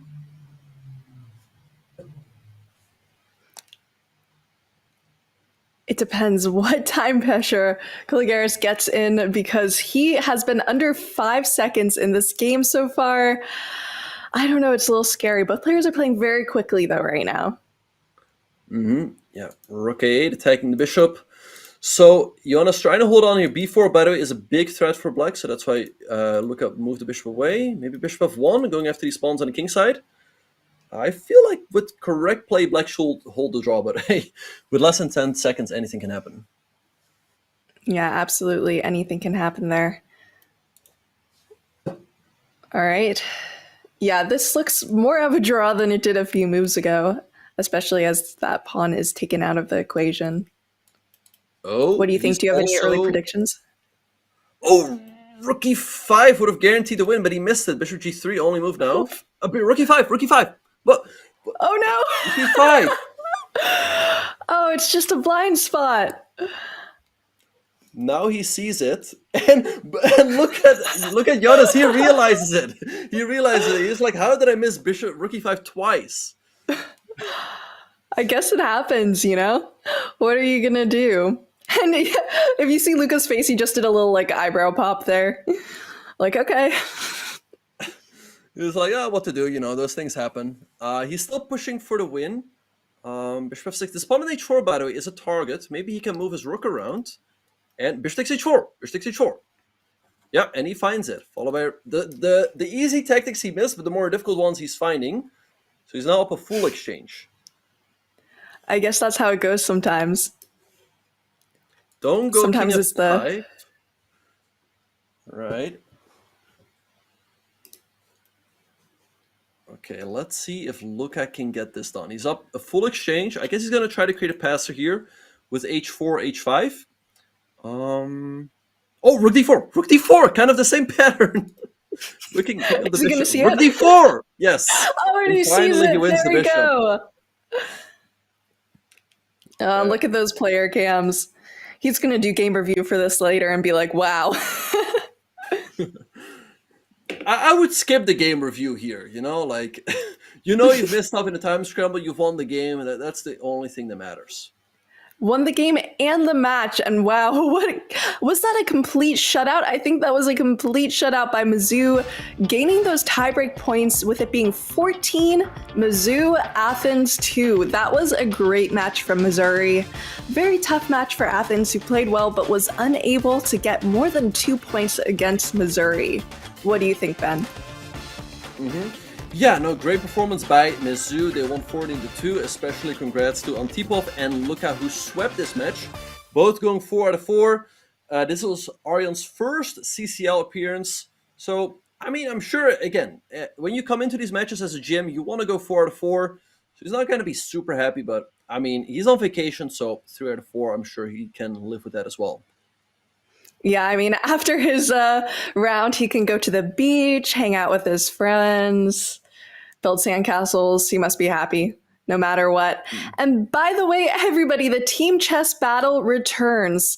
This time around, 16 of your favorite chess personalities are teaming up and miking up for a trash-talking chess event like nothing else. Are you Team Levy and Canty, Team Alice Lee and Fun Master Mike of Chess Kid? Perhaps the mother-daughter cramling duo? I'm rooting for them.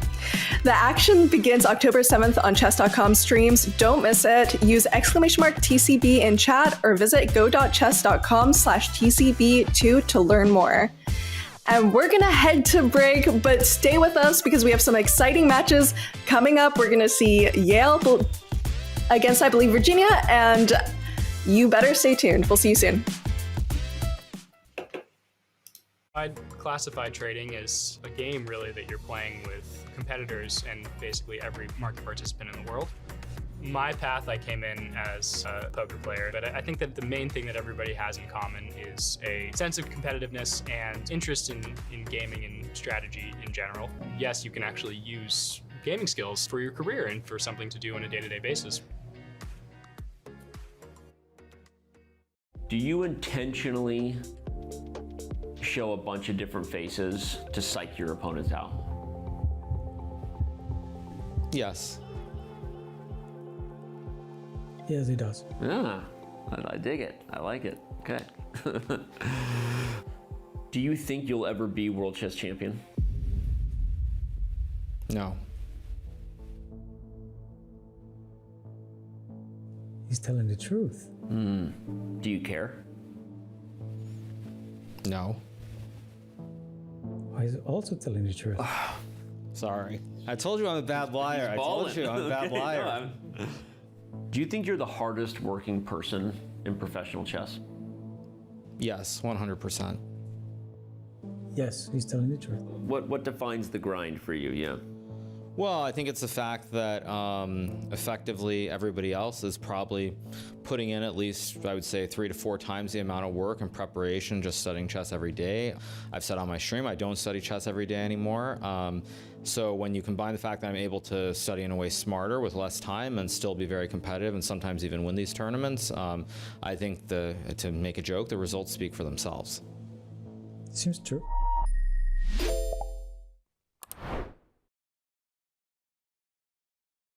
Looking to deck out your closet this fall, or a gift for that person who loves chess? We've got you covered in our all-new merch store. Literally. Never forget that it's always chess o'clock somewhere, with clocks in a brand new colorway. And keep your mouse speed on point with a classic green or bubblegum pink mouse pad. Oh, Mittens wants to say something too. She says, check it all out at chess.com/shop. And yeah, you might want to do what Mittens says.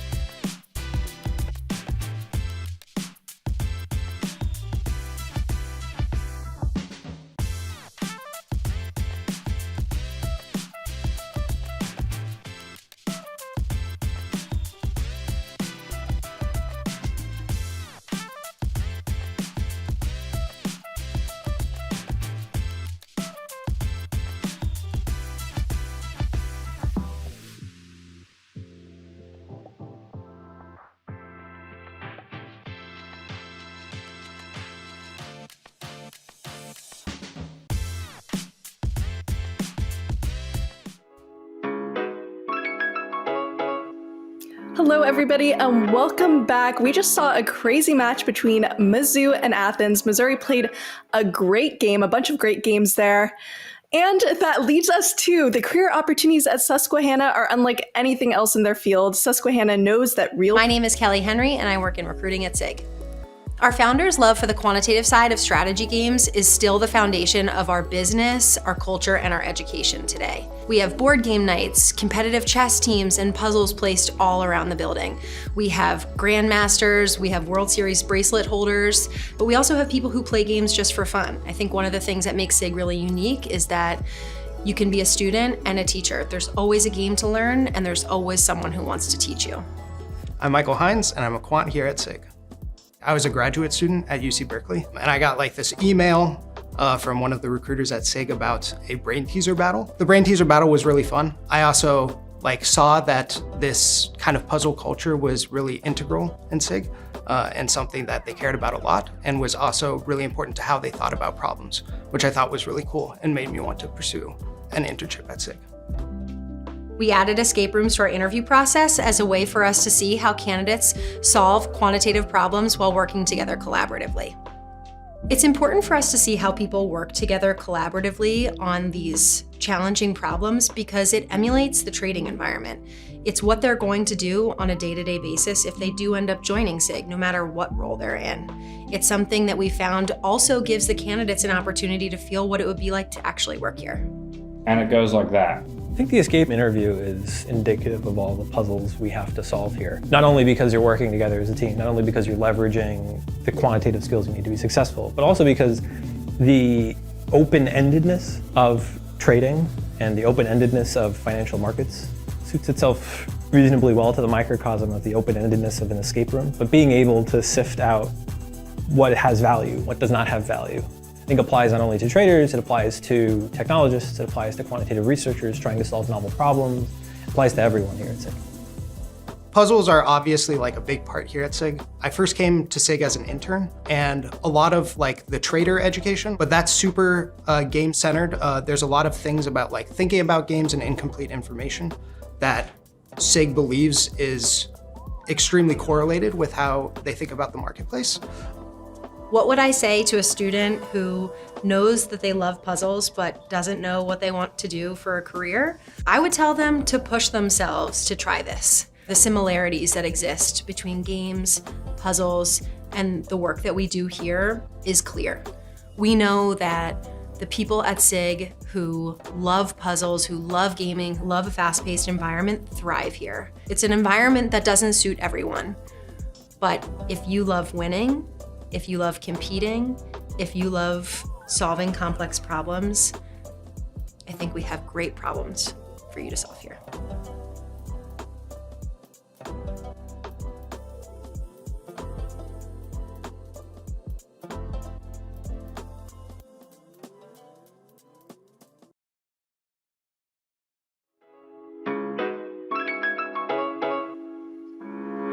Hello, everyone. Welcome back. We have a great match coming up. We have Virginia versus Yale. How excited are you to see Virginia again? They had a great match last time. What do you think, Ben? Yeah, I'm very excited to see how they will do this match. Last week, they were the heavy underdogs against this strong Mizzou team that we just saw crush Athens. So they definitely must be feeling confident going into this match, but Yale is not a team to be underestimated. It's very easy after a win like that to get ahead of yourself, thinking oh, we're just going to crush this thing. They need to stay with both feet on the ground, so I'm very curious to see how they will handle this match. I am as well, and that's what we're going to see after this break, so stay with us.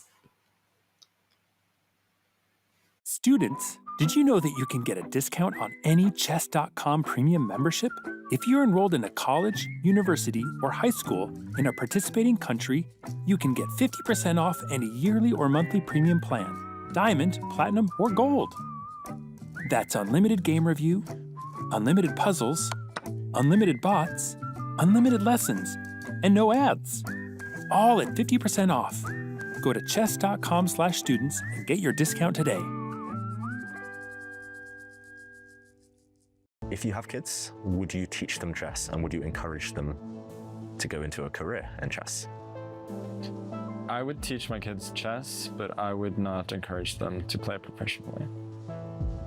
So he's not sure about that. Okay. Well, why wouldn't you encourage them to play professionally? I think becoming one of the best chess players in the world is not easy. There are other areas where you can be worse at something and have an easier life. Do you feel you're the best looking chess player in the world, top 100? No.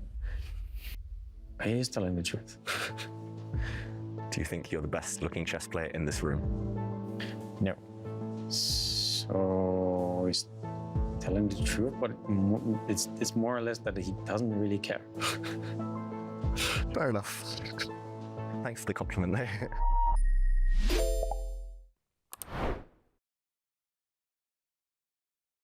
No more fancy openings, no swashbuckling middle games, no attacks. We're here to tell you about what comes after that.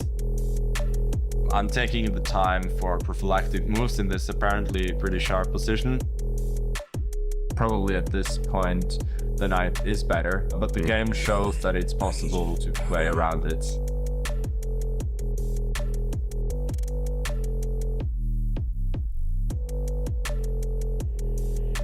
There's a shortcut for sizing up any chess position. Chess structures is how we understand chess quickly. And how can you evaluate a complicated position in a second or two? And giving you the tools to come up with a winning plan. What I see here is not a weak pawn on d4. One can feel tremendous energy from the white side. Well, we have rooks in open files. My knights have great squares where they can jump to. Even this one can maybe jump further. My bishop maybe on b3, maybe on d3. You will not see just 12 pawns on a chessboard. No, you will start to see that this is a landscape. And it's a landscape where you can sort of see the hills, or rather the flow of energy. In any opening you play. Welcome to the chapter about the isolani, Caro-Kann formation, the Slav formation, Carlsbad structure, Stonewall structure, King's Indian structure type 1, type 2, the hedgehog structure, the Roxy structure. And you can learn it all before your beard grows too long. Grandmaster Peter Heine Nielsen presents Chess Structures, a Grandmaster Guide. Try it for free on Chessable at chessable.com/structures.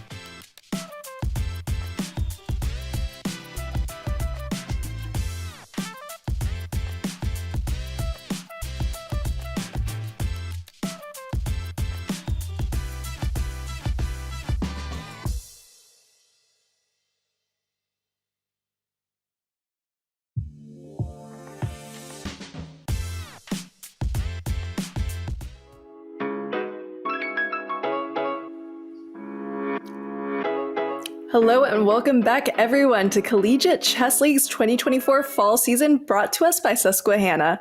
We have a really interesting match coming up. We have Virginia, who we saw last week, against Yale. And Virginia's going to need to pull out some crazy stops if they want to continue their really nice win streak. They had a good match last week. What do you think, Ben? Yeah, no, last week they did absolutely amazing. They upset the super strong Mizzou team. Mizzou, like I said earlier in the broadcast, I think they are the favorites to win it all. So crazy that Virginia, the 8th seed, beat the 1st seed in the season opener. I think Yale, even though they lost their first match, I think they're the favorites against this Virginia team. What do you think, Jules, looking at the lineups? I don't know. It's anyone's game. Looking at these player lineups right here, we'll check them out.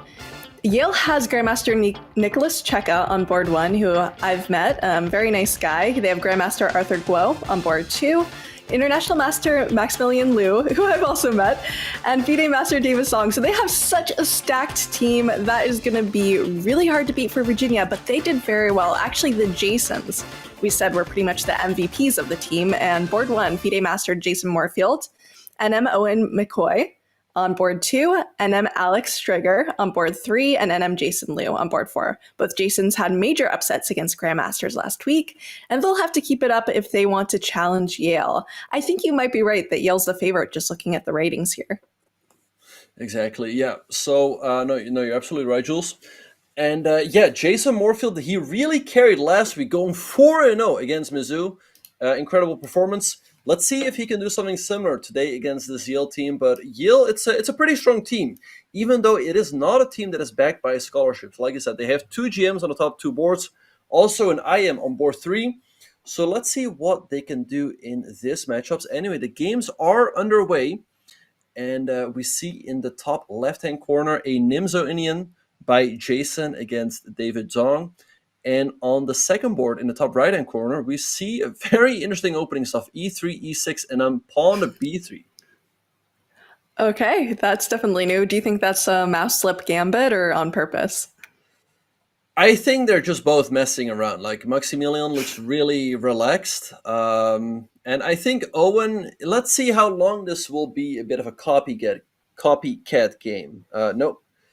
We see Owen deviating with knight of 6. Well, I mean, you do hear people say take control of the center, but not sure that's what's happening in the game there. But we do have a copycat game, c5 on the board, and now Maximilian going pawn to g3. But this is actually where Owen deviates with bishop b7. Maximilian fianchettos his bishop. So let's see what is going to happen. The last game also just got underway. Checa with the black pieces. He's having the biggest rating differential as he is playing the board 4 of the Virginia team. Right, but you cannot underestimate Jason Liu. He did great before. I mean, anyone whose name says Jason here at CCL, you should be wary to underestimate them. They've been doing very well. I don't know. What do you think? Do you think that rating difference will be very difficult to overcome for Jason Liu? I think so. I mean, Checa is an experienced grandmaster. I've seen him play in a few US Junior Championships. Strong player. So I think the rating difference is probably going to be a little bit too big there for Jason to overcome. But you never know. He scored some amazing upsets last week. Let's see if he can score some upsets again this week. This is going to be a much closer match. That's my prediction. Personally, I'm wondering if your chat has any thoughts on that, but I do think that we're going to see a toss-up here. 2 very strong teams. Virginia is on a roll since last week, but Yale, maybe on paper and maybe on the board as well, is just a stronger team. Yep. All right, so some developments have been happening. The games always start out a little bit slowly.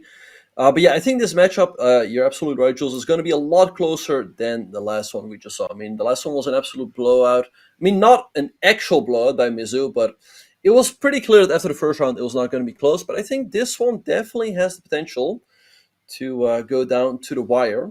And looking at these openings, Jules, is there anything that stands out to you? Looking at Arthur Guo versus Alex Schroger, that's kind of an odd opening. What did that come out of? Yeah, let's have a quick look at that one. This one started as a Scotch gambit, so white opening up with e4. Let's see if we can pull up that game between Alex and Arthur Guo. Yep, here we go. So e4 was played, e5 by black, knight of 3 and knight c6, d4, pawn takes, and bishop to c4. All right, so white is sacrificing this pawn for quick development, knight of 6, e5, d5, bishop b5, knight e4. All of this is standard theory. Knight takes d4, bishop d7. White gives up the bishop pair, but gives black these double pawns. And the idea is that after that, you're going to go f3 and f4 to gain space in the center and on the king side. But knight e4, but now black has the idea to go c5 and d4 to gain tempi against the knight and the bishop.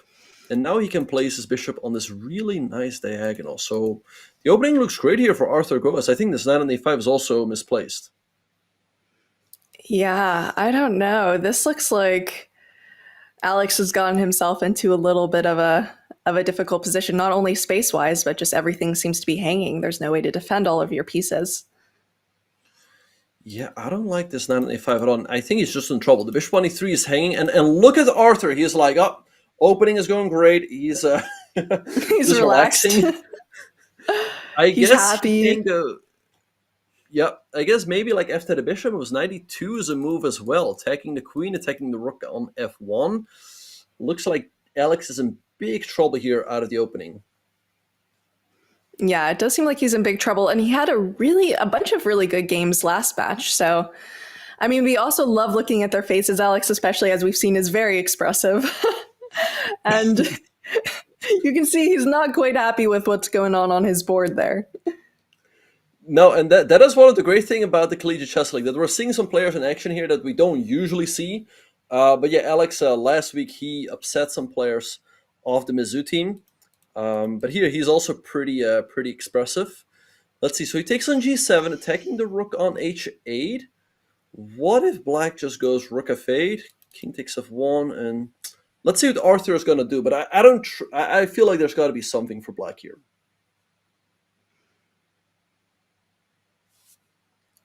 All right, just moving their queen out. It seems like white's a little behind on development, as well as not hanging anything, like you pointed out, that tactic on b5.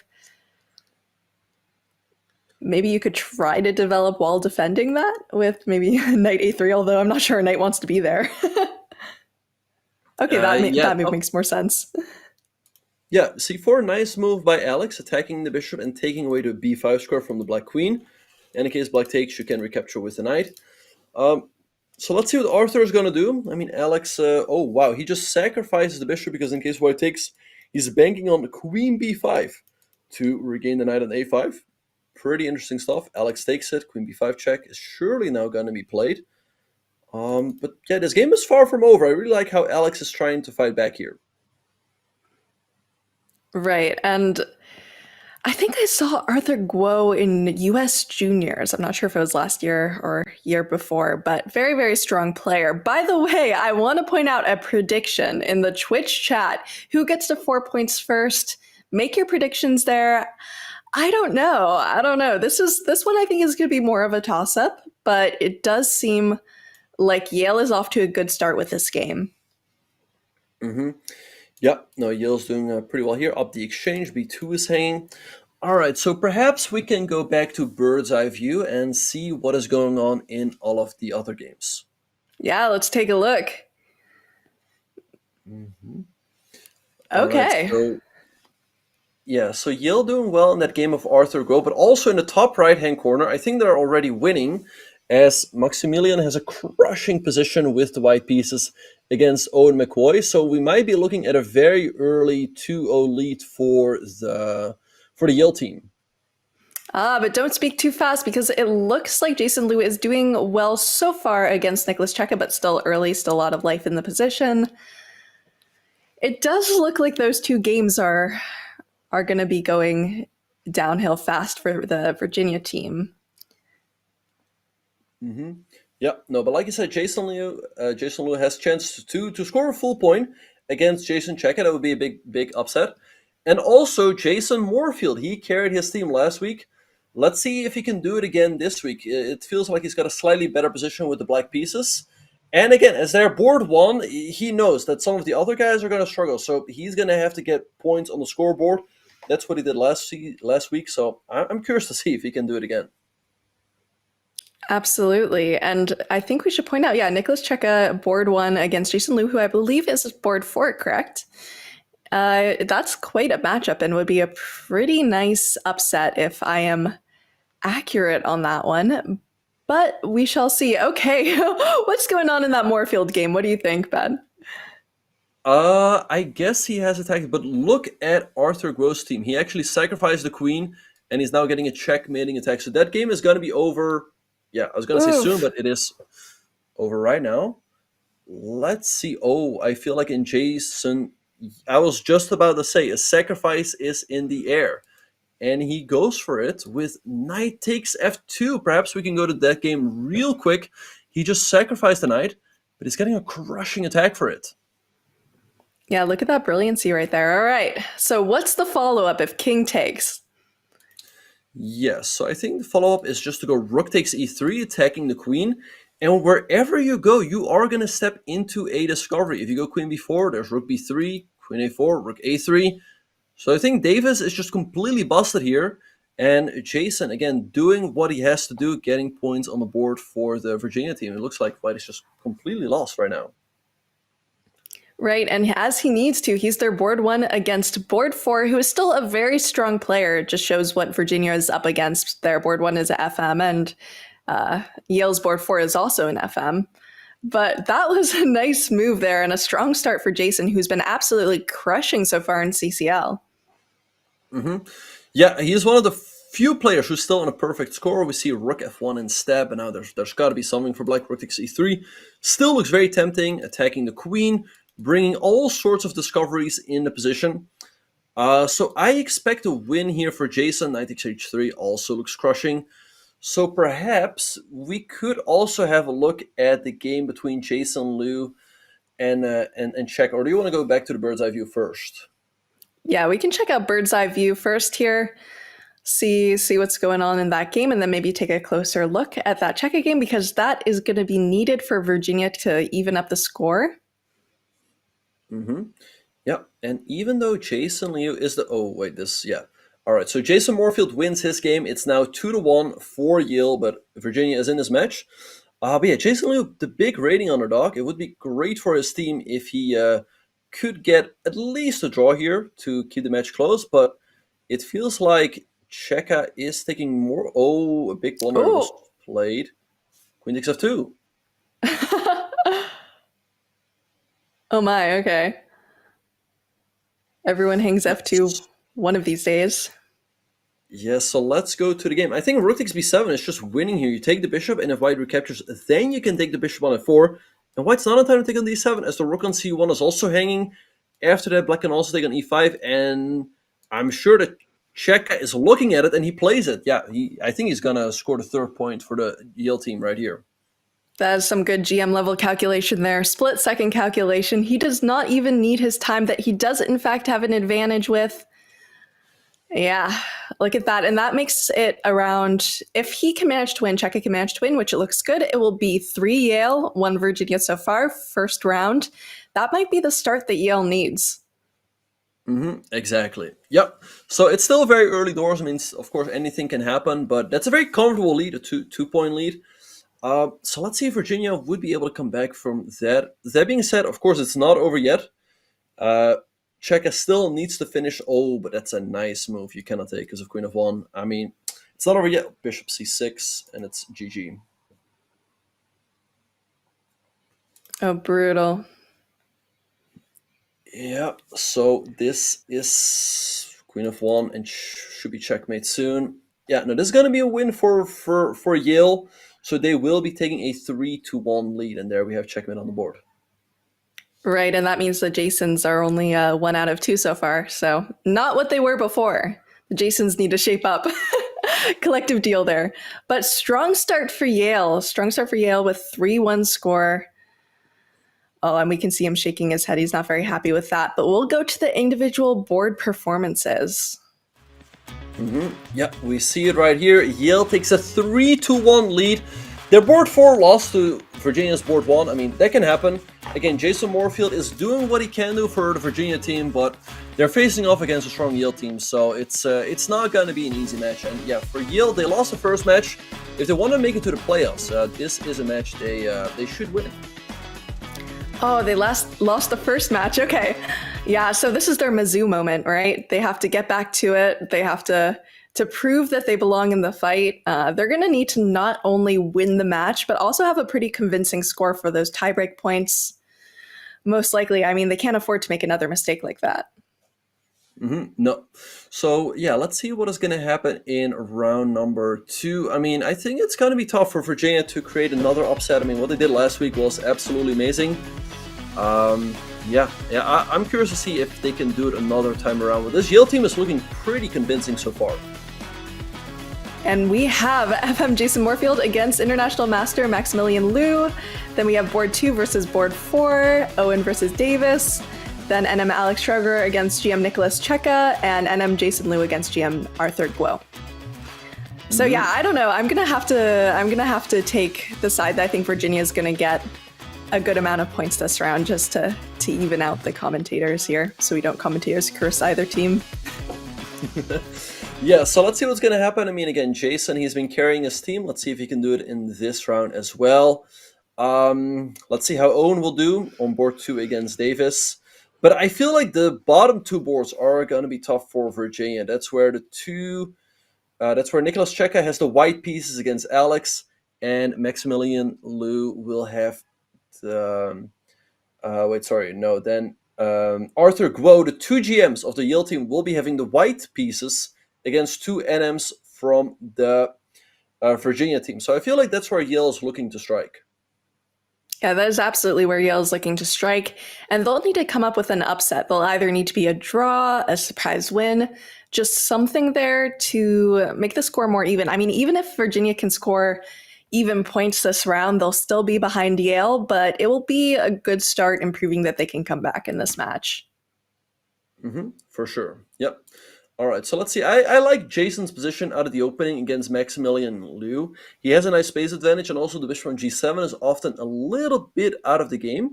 So a bit of a risky opening approach there by Maximilian.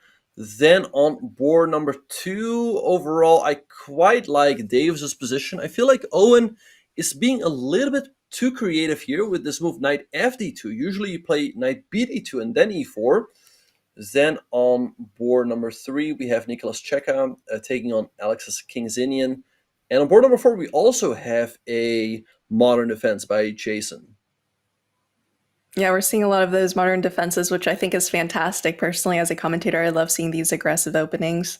You get a lot of sharp tactics, which we've been enjoying so far. This has been, I think the last 2 matches have been very highly tactical. Yeah, no, we've seen some nice tactical games, so let's see how this round is gonna progress. Overall, I like what Jason Moorfield has against Maximilian Liu, but of course, this game can still go either way. Again, I think the Virginia team really should try to strike on the top 2 boards here. I feel like the bottom 2 boards are going to be tough, and their best chance is probably just to try to keep it close going into the final round and maybe score an upset there. But overall, I think it's just going to be tough. I feel like Yale should be the stronger team in this matchup.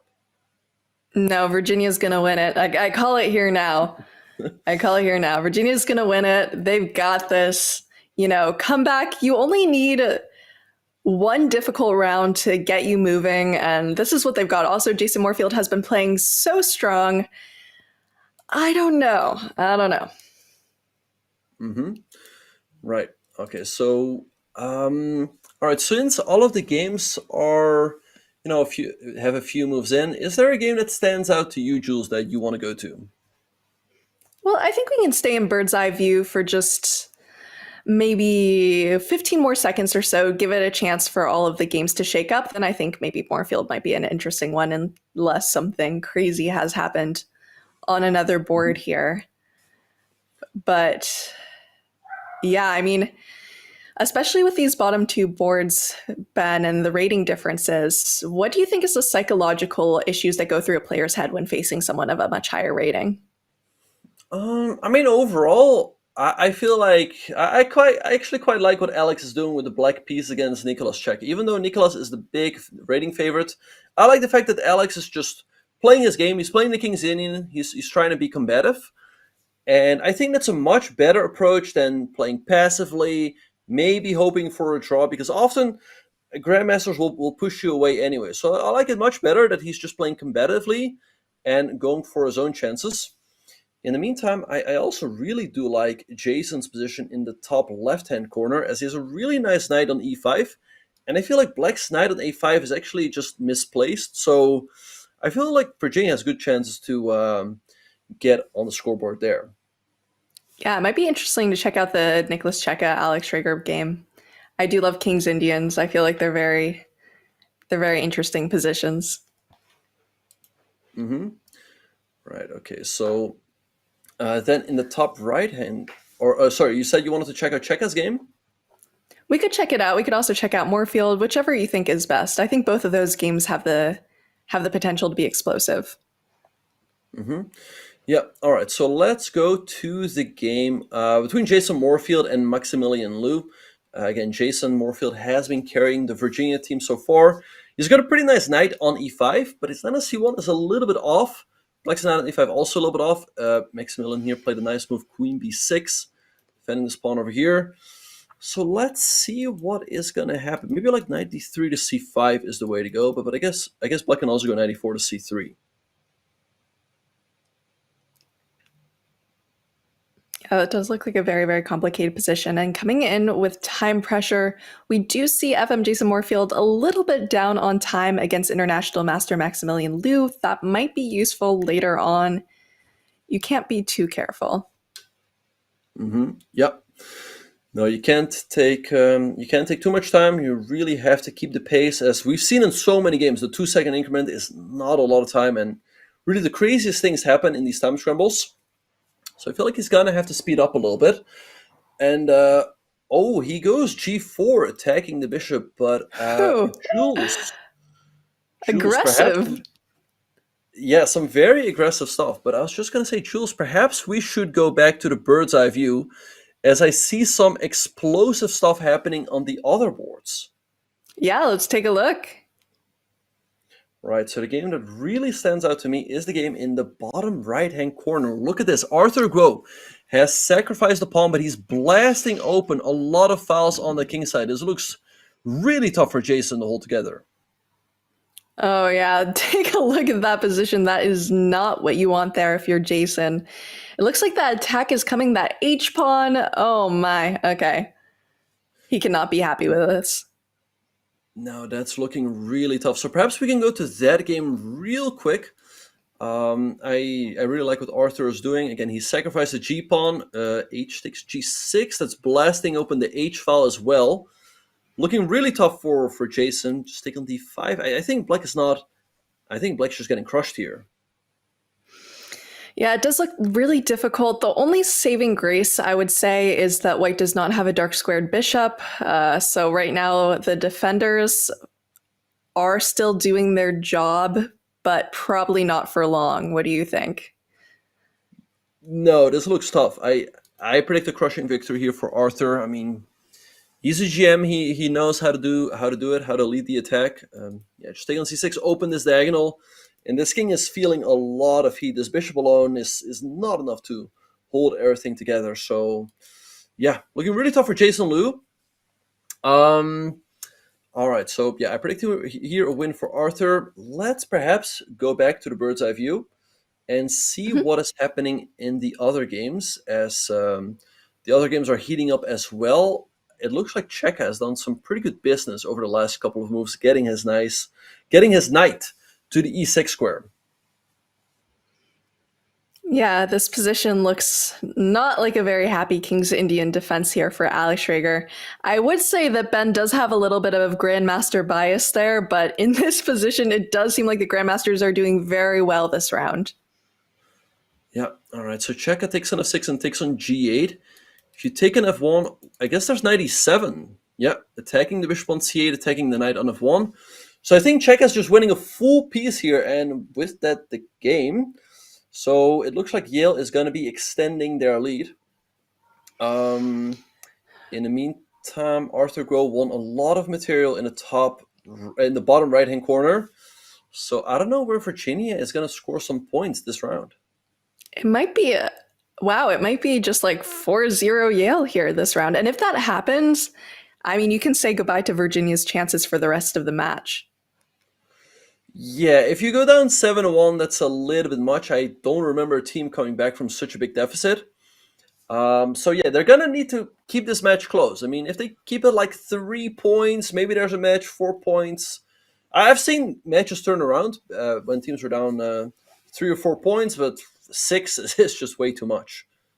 Absolutely. And for you guys back home who don't know, 8.5 points is what you need to win a match.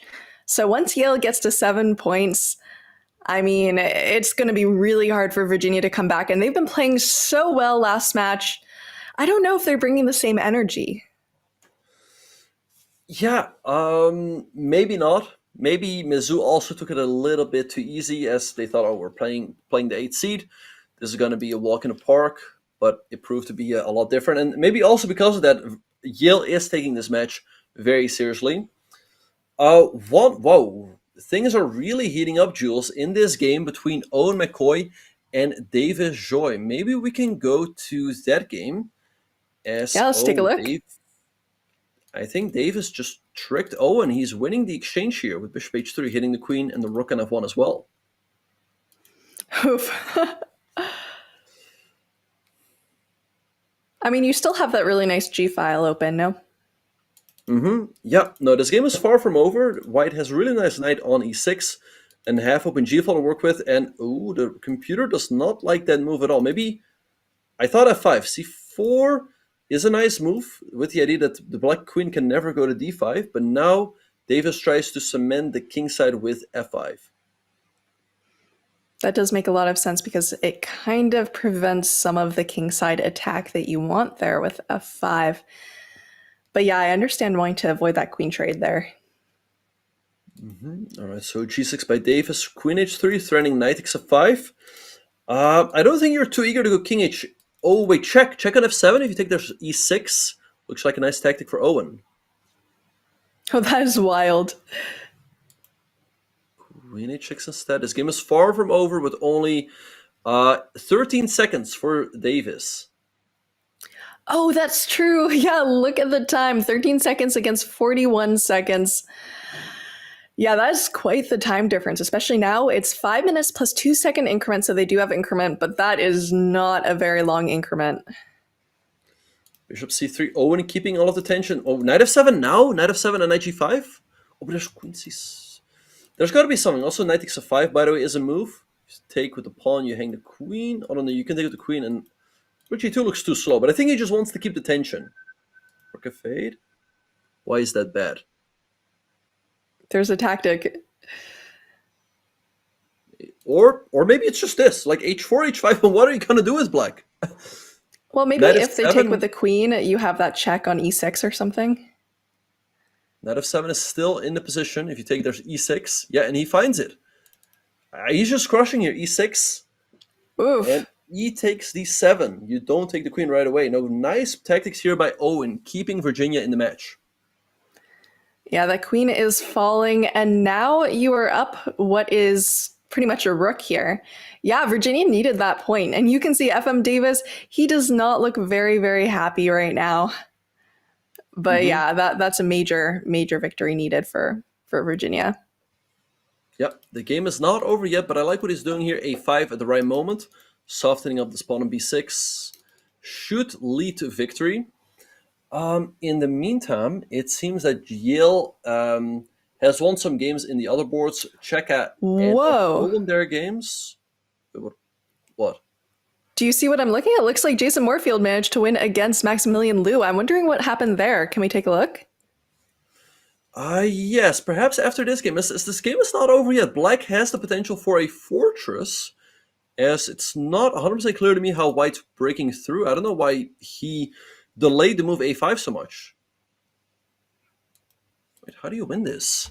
Queen e7, queen e7, queen e7. And you push Black into the corner. Let me see it. Yeah, rook f7, queen e6, and then everything is going to drop. So Owen should get the win here for his team. There's no move for Black. Queen e6, take this, and that's GG. All right, so that means it's going to be 5-3. Again, Virginia keeping this a close match. That was not what we expected. When we last saw the bird's eye view, it looked like Yale was going to take the majority of these games, but it seems we've had a few comebacks. Yep. No, nice win here for Owen. Also, very important win for Jason Moorfield. Owen just pushing the pawn up the board. And this is going to be over soon. It's over now. So yeah, it's 5-3. Again, it's still a close match. Absolutely. It's actually a very, very close match. Yeah, I don't know. We switched off. We looked at some other boards, and all of a sudden, Virginia is kind of catching up with 5-3, a surprisingly close match. So you people who rooted your points, who used your points on Virginia earlier on, you still have a good shot. All right, Jason Moorfield taking the victory. Now he's going to have to play Nicolas Checa, so that's going to be a very, very tough pairing for him. What do you think, Ben? Yeah, so Jason Moorfield, I think he might be one of the only players in the entire season who's still on a perfect score. We saw him sweeping last week with 4-4, now he's 2 out of 2. So let's see how he will do this time against the GM Nicolas Checa. Oh, and he just won a nice game that must give him some confidence, but he's up against the GM Arthur Guo. And you really have to hope for Virginia that their bottom 2 boards can get on the scoreboard as well to keep this match as close as possible. Yeah, we'll see what happens next. We're going to head to break. Stick with us. We're going to see if Virginia can come back against Yale coming up soon.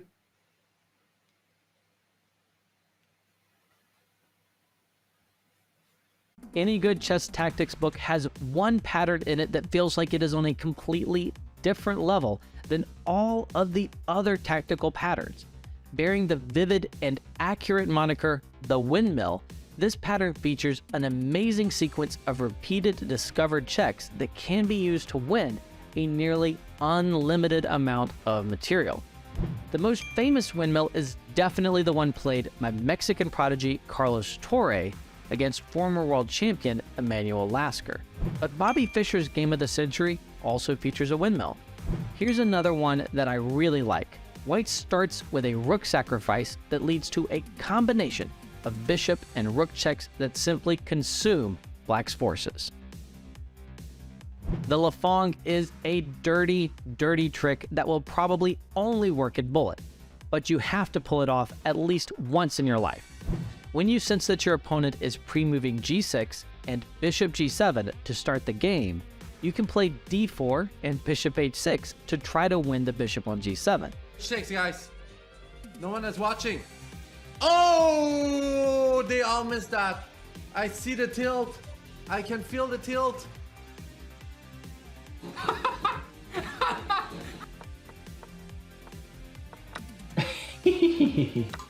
It is a high risk and high reward strategy because you are hanging your own bishop if you don't catch them in a pre-move.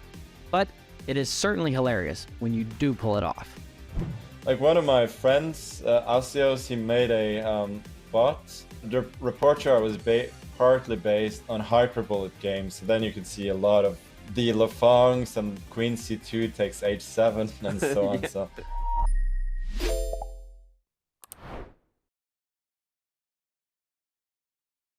Want more chess on the go? Check out all of our essential chess apps. Turn your phone into a chess clock. Learn with Dr. Wolf. Tackle new chess challenges. Entertain your kids with Chess Kid, and level up with fun and adventure. Download them all at Chess.com/apps.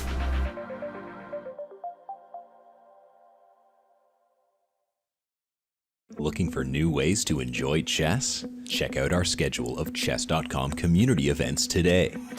Mondays, play Rapid Opening Roulette and expand your opening repertoire with a new opening each month.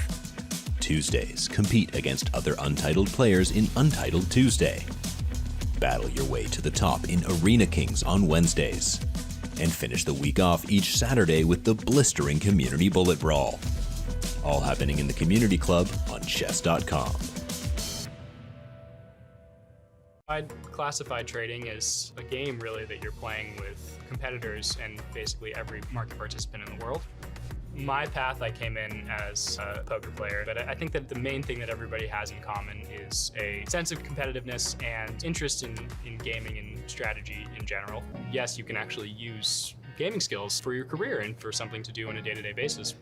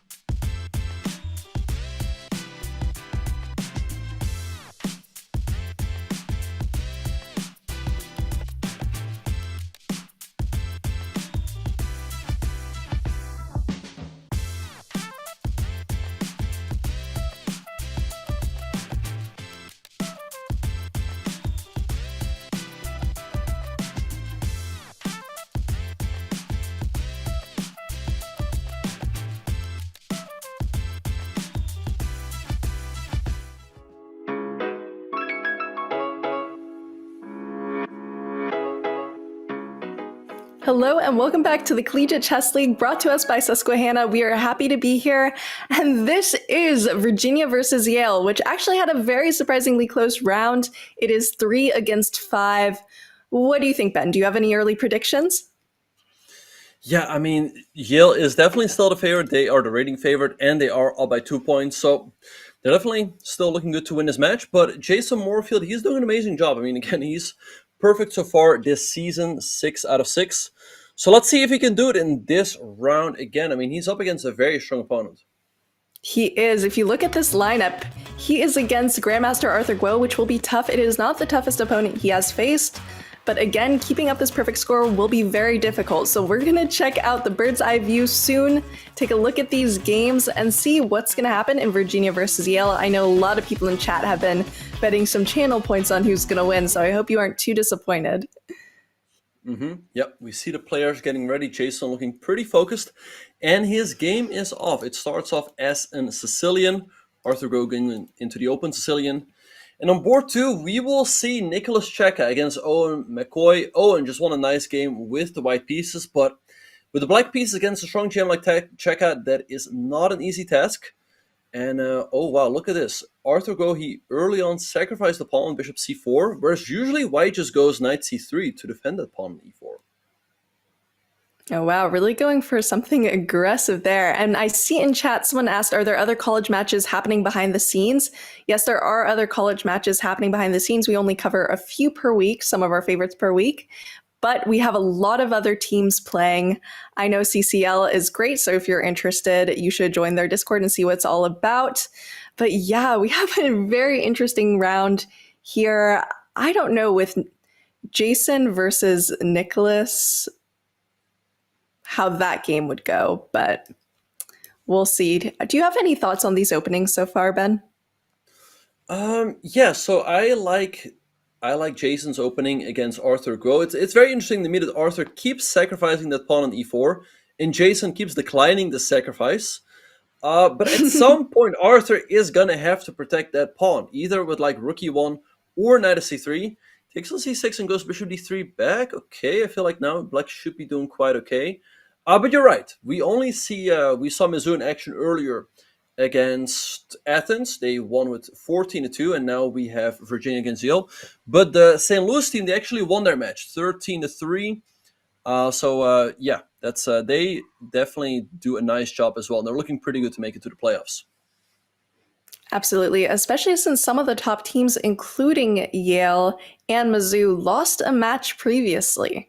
So they've definitely been playing very, very well, but Yale especially has to claw their way out after a loss, and that is not easy. Virginia, on the other hand, has the momentum of a win from last week, but again, they are not the rating favorites. Yep. All right, so looking at all of these boards, Checa's position is pretty interesting. He's got the bishop pair, and both sides have their pawn weaknesses. Maybe you could argue that black's pawn structure is a little bit more pleasant as the pawn on c3 is weak, but like I said, white does have those two bishops. And we also have some pretty interesting stuff in Alex Schrager's game, as he went for a gambit. He's still down a pawn in the endgame, but white can often hope for an initiative in these types of positions. And Jason Liu, by the way, we have Jason Liu against Maximilian Liu. I don't think they are related, but you never know. There, almost all of the pieces are still on the board. That game, anything can happen. Yeah, Alex Schrager is going to need to have a very good game. He has not quite been doing as well in this match as he was doing before last week. So we'll see if he's going to be able to have a comeback there. But a lot of these games have just started. We're seeing some crazy gambits, some sacrifices. Do you think the players are going to get more aggressive with their strategy, Ben? I think perhaps from the Virginia team. They are behind. Maybe they realize that they need to take some risks here and there to win their games. Although I guess, for the bottom two boards, especially for Jason, he just has to try to hold on and get on the scoreboard, because I think he's still 0-2. Alex Schrager, on the other hand, again, I like what he's doing. He's playing aggressive chess, just doing his thing, and it worked out pretty well against Mizzou. So let's see if he can also get some more points against this Yale team. That is true. He was playing very aggressively before. It is what he does best. It seems to be so far. Yeah, someone says they love how nonchalant Arthur is. He's definitely just chilling. I've been seeing the cameras as well. He's shaking his head, probably not listening to music. Maybe he's listening to music in his head. We were talking a little bit last week about how some people hear songs when they play chess. It sounds weird, but sometimes you just have a song stuck in your head and you can't get it out. So maybe that's why you see some of the players bopping around a little bit. Yeah, no, you're absolutely right, Jules. Sometimes there's a song stuck in your head, and you just gotta hope it's a nice song that inspires you to play good chess, not something that is not putting you in the right mood. But it seems, he seems pretty chill. He sacrificed a pawn. I saw him stretch earlier. That's also what he did against Alex Schrager earlier, and he won that game quite convincingly. So let's see. I like this move, knight g5. If he can combine that with queen f4, it looks very difficult for black to actually defend that pawn on f7. As you really don't want to give up that dark squared bishop. That would weaken all of the dark squares in black's position. So I feel like, at least practically, Arthur has great chances to win this game. Yeah, that makes a lot of sense. It does seem like a difficult position for Moorfield, but he also had a difficult position last round and was able to win. So he's definitely on fire. Like Ben said, he is one of the only players who still has a perfect score so far. Right, so let's see what he's going to do. He's now also down on time, so not looking easy at all. I mean, sweeping the Mizzou team last week is absolutely incredible. I'd be amazed if he can do it this week again. But let's see what he's going to do. He looks like he's under pressure here. Arthur Groh is locked in. We see him looking at the board. Focusing. And there again, the stretch. Absolutely. I mean, last tournament, I had that song. Do you know the song, Ben? It's like, apple bottom jeans, boots with the fur. Do you know what I'm talking about? Oh, yeah, I had that song by on Flo Rida. repeat Yeah. as I was playing this, the Chinese dragon. And I just couldn't get it out of my head. So it definitely can be a distraction. Oh, I'm wondering what the name of that song is. It's Low by Flo Rida. There you go. Yeah. Apple bottom jeans. Absolute banger. Yeah, it could be worse. You could have worse songs in your head, but sometimes you really need that internal beat to keep the tension on, to make these threads.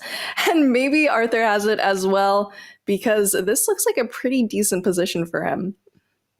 Yeah, and I really like Arthur's position here. And Jason saw himself forced to give up the dark square bishop, but I'm sure that that's not what he wanted to do.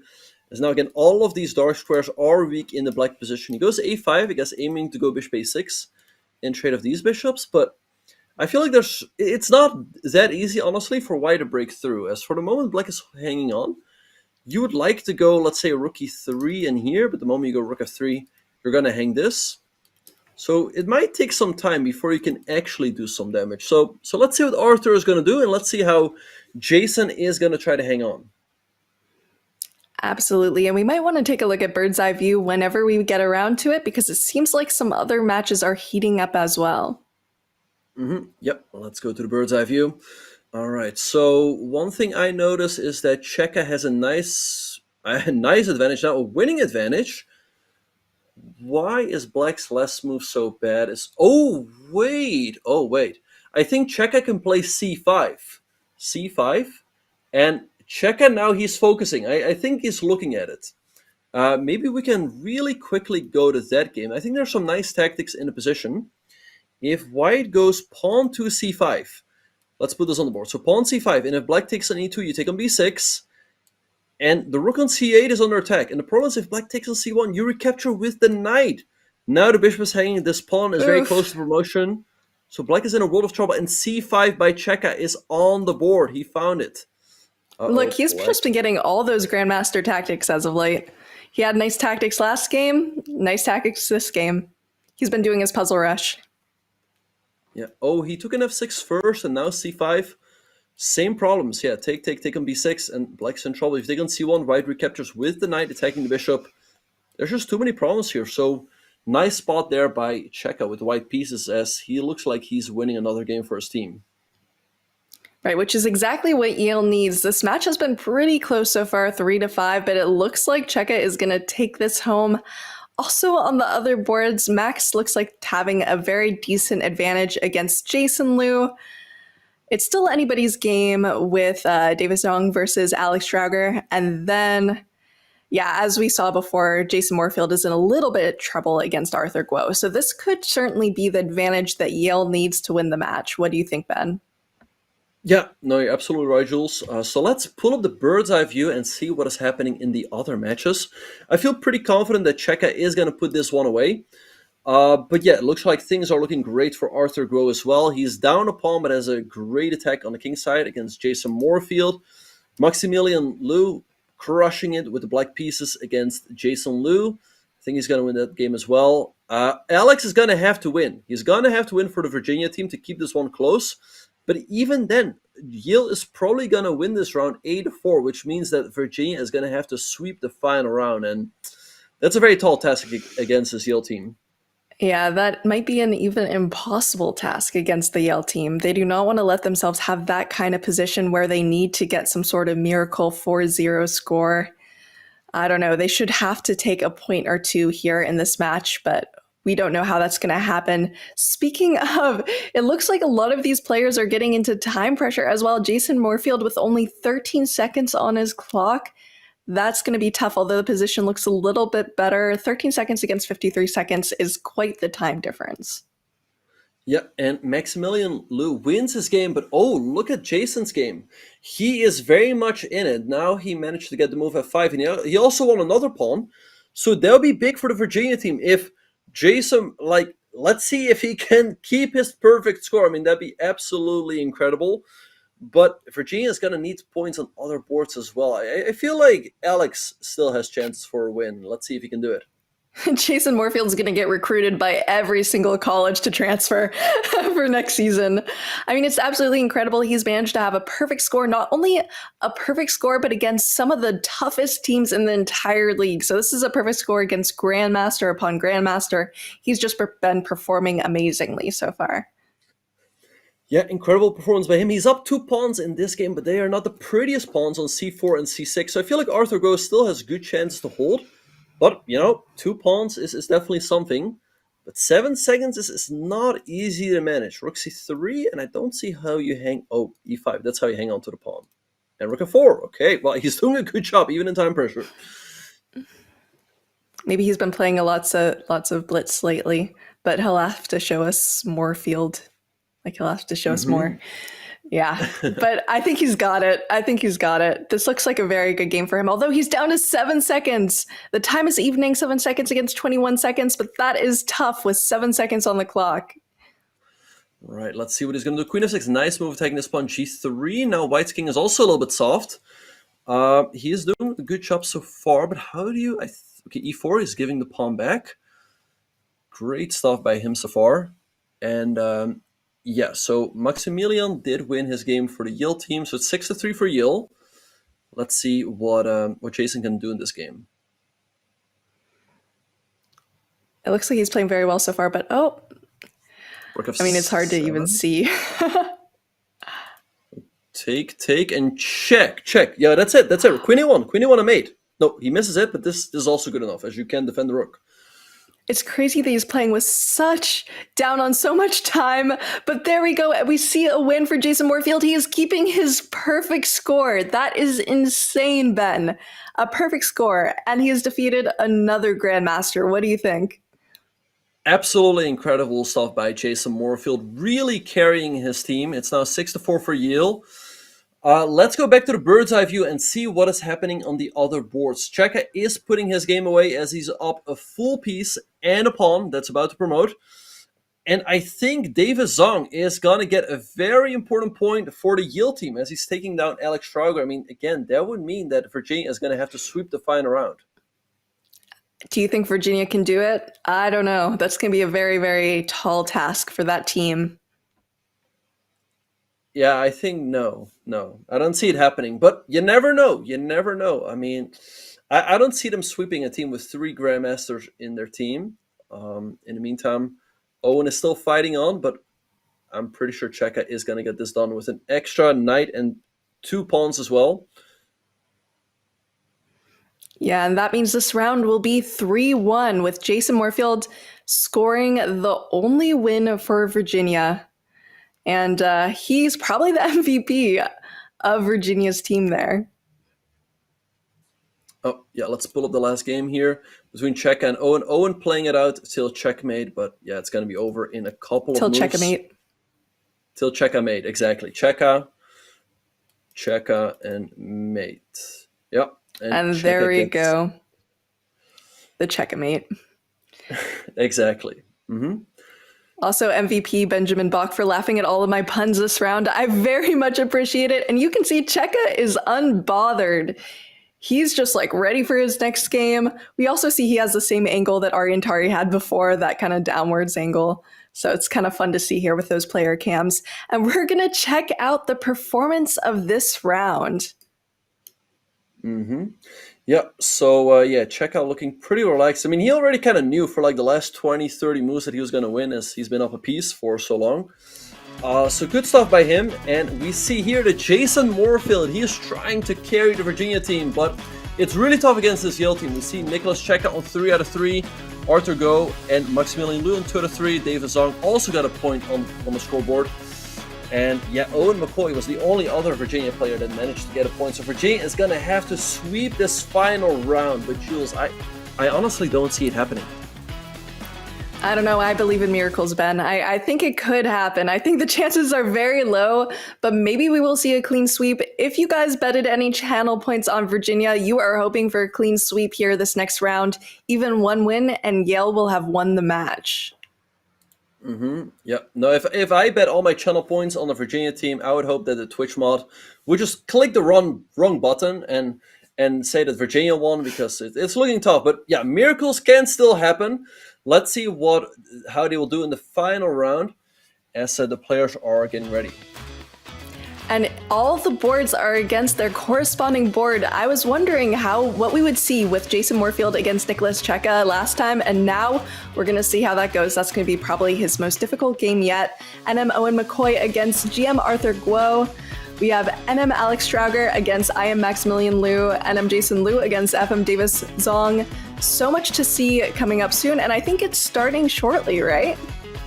Mm-hmm. Yeah, the games are going to get underway very soon. So yeah, let's see. Jason Moorfield and Nicolas Checa, they are still perfect in this matchup. So one of them or both of them are not going to be perfect after this one. Yeah, they're going to need a miracle. But you never know. Sometimes weird things can happen in these last rounds. Even, I've been in these situations before where you're leading 8-4, you only need another half a point, and you kind of think like, oh, well, someone is going to get that point, right? But if everyone thinks that, then that's where things could go wrong. Anyway, let's see what's going to happen. Absolutely. And you can even let up a little bit of pressure, be like, I only need a point and half a point, and, let it slip through your fingers. But it looks like Yale has come home with a vengeance after their loss last match. I don't think they're going to let Virginia off this easy. Yeah, all right. So the game between Jason Moorfield and Nicolas Checa is underway. It started as a wee hour, but very risky approach by Checa, going for king to f8. But his idea now with pawn b6 is to go bishop a6, trade off these bishops, and try to play on the light squares. But again, it seems like a risky approach to me with this king on the f8 square. Yeah, that does seem pretty risky. Maybe it was like a... There's no way it was a mouse slip, right? Like one of those castling mouse slips. No, I think king f8 is a move here. It's not like it's much worse than castles. Queen e2 now by Jason Moorfield, a little bit timid. I think he should have just played for like knight f3 and knight g5 and tried to attack. We see queen c8 by Checa defending this bishop, so maybe... I wonder what his idea is. Let's say white goes... But also, I guess his idea is to take here, and queen c3, that's a big threat. So let's see how Jason is going to defend against that.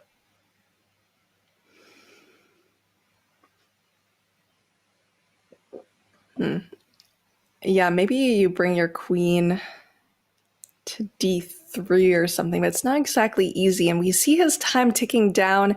Now he's under 4 minutes against Nicolas Checa, who has almost 5 minutes on his clock still. You have to be careful. We've seen games be decided by time. Yeah, Jason getting quite a bit behind on the clock here. So let's see how he's going to manage that.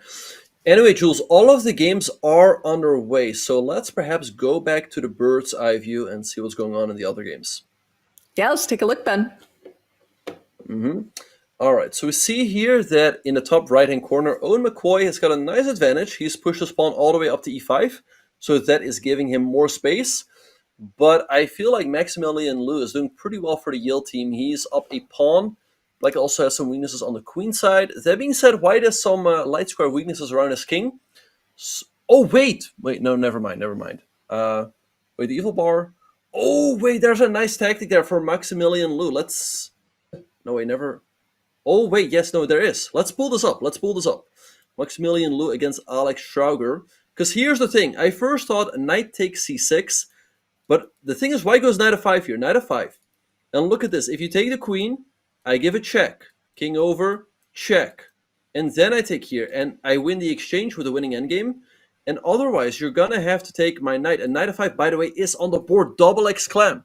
Because if you take the knight, white takes here, up the exchange. So great find by Maximilian. That's some great calculation. By the way, shout out to St. Louis Chess Club. Thank you for the raid. Appreciate it. We're about to see some really cool tactics here at the Collegiate Chess League.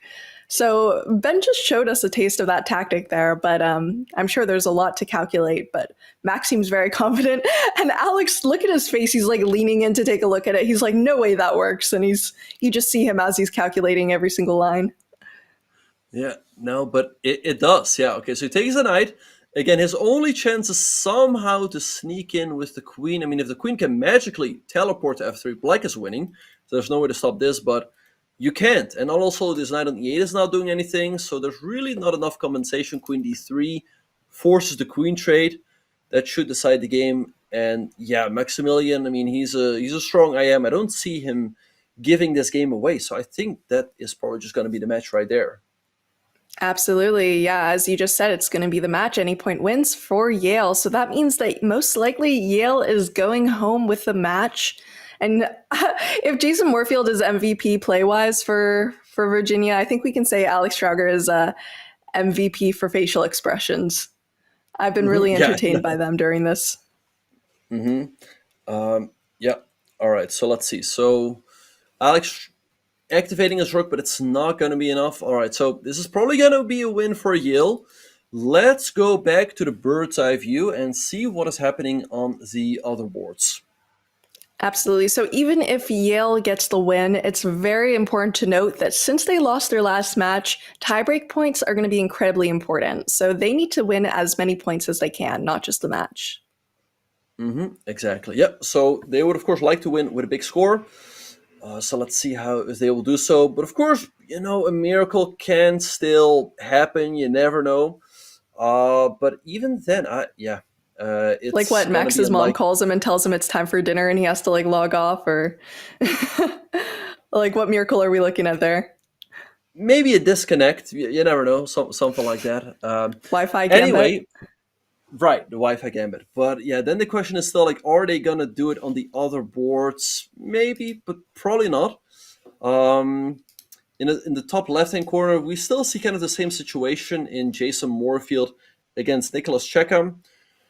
White having more space, but the black king on f8 is a little bit stuck there, and also because of that, the rook on h8 is stuck. And well, actually, Maximilian has just won, so this match is in the books.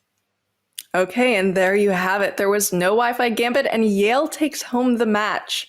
They're still going to want to earn as many points as they can for tiebreak, but that is a well-needed victory for the team. Yep. Nice stuff by their team. All right, so let's see what's going to happen in the other games. Like I said, these games are still important for tiebreak points. We just see a trade in the game between Jason Moorfield and Nicolas Checa. One game that stands out. Oh, wow. Look at this. Arthur Guo is already crushing it with the black pieces against Owen McCoy. Oh, wow. Yeah, look at that space advantage. That looks nice. Yeah, so perhaps we can check in real quick with that game. Knight d4 here played by Owen, but yeah, Arthur is just cruising here. You can take on c3, you can take on d4. Lots of moves here should lead to a decisive advantage. Let's see which one Arthur is gonna go for. But yeah, looking tough for Owen. Yeah, Owen does not look happy there. Looks tough for him. I mean, luckily for him, it's not like the match is depending on his score. As we've seen, points have been awarded to everyone who guessed that Yale would be the match winner. That is correct. Here in round 4, they have clinched the match, but it would also be great for Yale to get those tiebreak points. It looks like Arthur Guo is going to be able to do it here. What do you think? Will Owen McCoy make a comeback? No. I think Arthur is going to win this game. Yeah. No, up a pawn, a very strong pawn that is. Yeah, looking like a really tough position here for White. Maybe even just like Queen f3 or like Rook f3. I don't see how you defend the pawn on f2. And if the pawn on f2 drops, I think your entire position is collapsing. So I think Arthur is going to win this game and, yeah, give Yale an even bigger score. Yeah, I mean, which is something they need if they want to go up against the big dogs, right? Like Mizzou, SLU, they need every single point they can get. And Virginia's not going to be happy. They had such a great start. And also, I'd say this is a pretty respectable score as well against Yale, who is one of the front runners in this season's CCL. But I know they were hoping for another victory like they had against Mizzou last week. All right, so Arthur takes an f2, goes Queen f3 back. It feels like there's got to be a win here for Black, but I don't see it right away. Oh, I guess, yeah, knight e2 picking up the exchange. So I can take here, but just rook f7 and, yep, rook f3, and that's GG. So that's going to be a point for Arthur Guo, and that's going to be 10-4 for the Yale team. Also, rook d1, by the way, is completely crushing. And that's what he chooses, yep. All right, so, yep, that's a win for Arthur Guo, and nothing to do for Owen. Let's go back to the bird's eye view and see, yeah, the resignation is there, Arthur wins. So let's go back to the bird's eye view and see what is happening in the other games. Absolutely. So far, it is 2-0 Yale for round 4. But there still seems to be a lot of life in the Nicolas Checa Jason Moorfield game. It also seems to be holdable in the Jason Liu Davis Zong game there. Although the time difference is pretty intense, a minute to 2 minutes and 17 seconds. Yeah, so let's perhaps go to this game between Nicolas Checa and Jason Moorfield. Both players are still perfect in this match, and Jason Moorfield is actually still perfect in this season. So let's see which player will keep their perfect score. Overall, I like Checa's chances. He's up half a minute on the clock. He also has the slightly better position, but still lots of tricks left here. So things can really go... Oh, wait, knight takes e5. Uh-oh, that's a big blunder. Yeah, and Checa finds it. And he just plays it right away. But you can see, Jason has gone under 30 seconds, which makes making accurate moves pretty difficult. Right, he's down a pawn here. He has a bunch of weaknesses, so I think there's like Queen a1, by the way, winning another pawn here looks, yeah, pretty good. I mean, Jason Moorfield's not going to win. I mean, a draw here would be a great result, and even that looks very unlikely against a strong GM like Checa. Queen c5, yeah, just giving the 2-pawn advantage. I think this Queen takes c2, this should just be one for Checa here. Right, it doesn't seem like Moorfield is going to keep his perfect streak this season's CCL. Maybe he'll still be perfect to us, but like, he is not going to keep up this miracle performance he's had so far. That must be hard for him. Yeah, but I guess he might also feel like, I mean, he's facing one GM after another, right? So it's, of course, maybe he also feels like it's bound to happen at some point that he can't keep the perfect score, right? Checa seems very good here to put this game away. Rook c4 looks like a nice move, or h5 with the idea that the check can never be blocked with rook g4. Yeah, and this is one of the most depressing positions to possibly play. I mean, where you're just down all these pawns, there isn't a lot of counterplay, the position's simplified. The most you can do is just hope to survive, maybe pick up a pawn and try for a draw.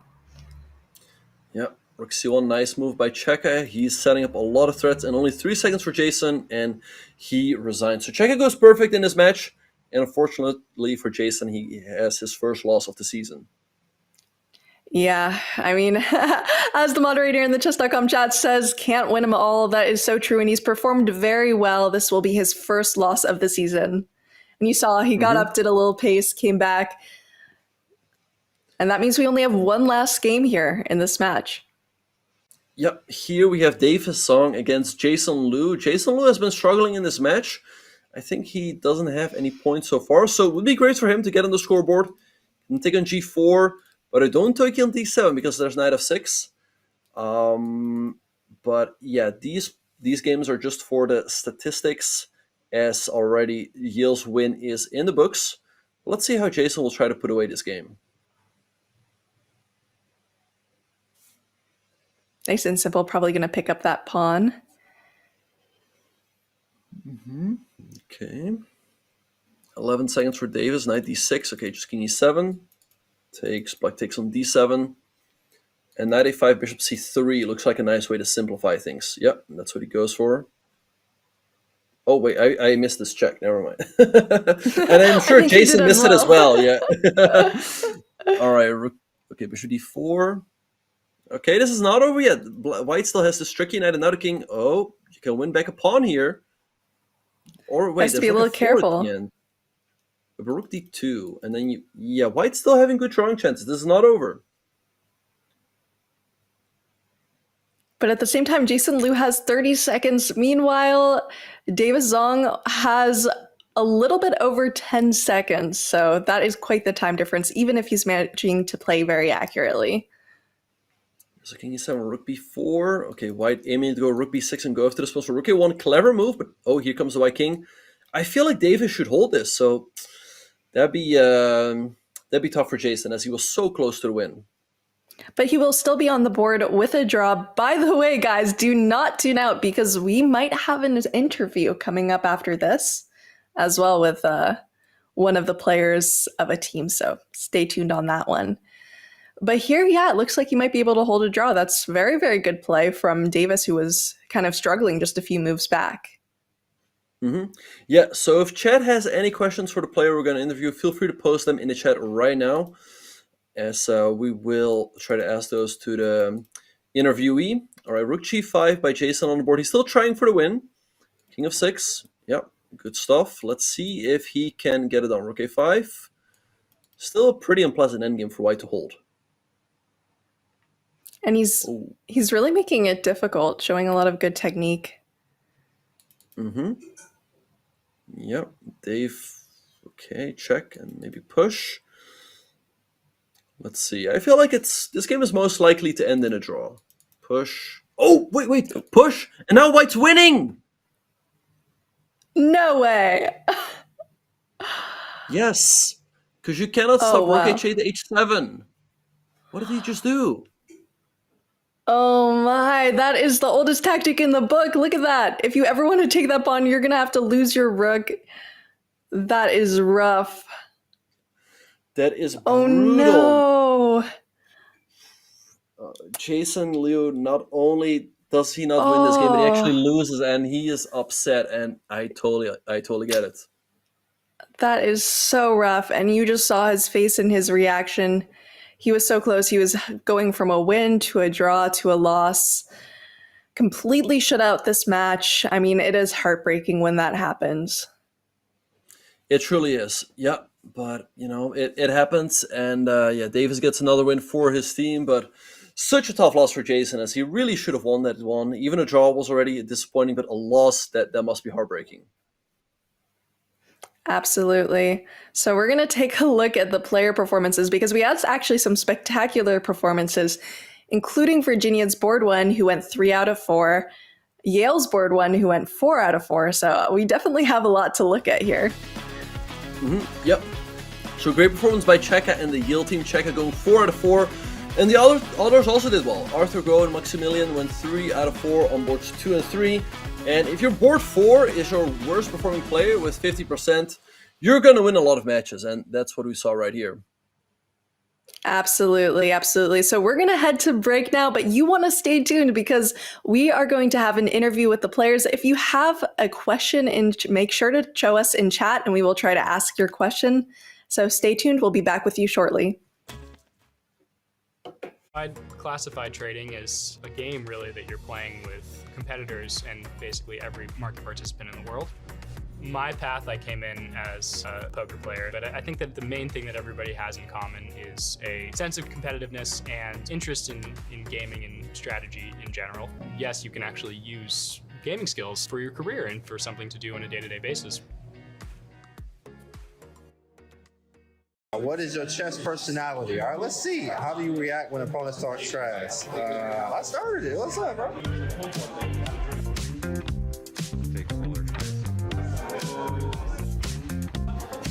Which is one puzzle rush mode you play for the rest of your life? 3 minutes all day. We do it already. 51 is a high. Right. What would you play in this position? Take on h7 or calm move? Oh, that's a great gift. Bishop takes h7, knight g5, queen e5. In this position, which would you play first? Knight f3 or f4? Or f4 all day. You know what that is. Which time control do you do more? Bullet, absolutely. Fully rapid these things. It's Friday night, you lost on time. What do? No, we tilt till 4 a.m., baby. I am a artist. Nice. I'm a romantic.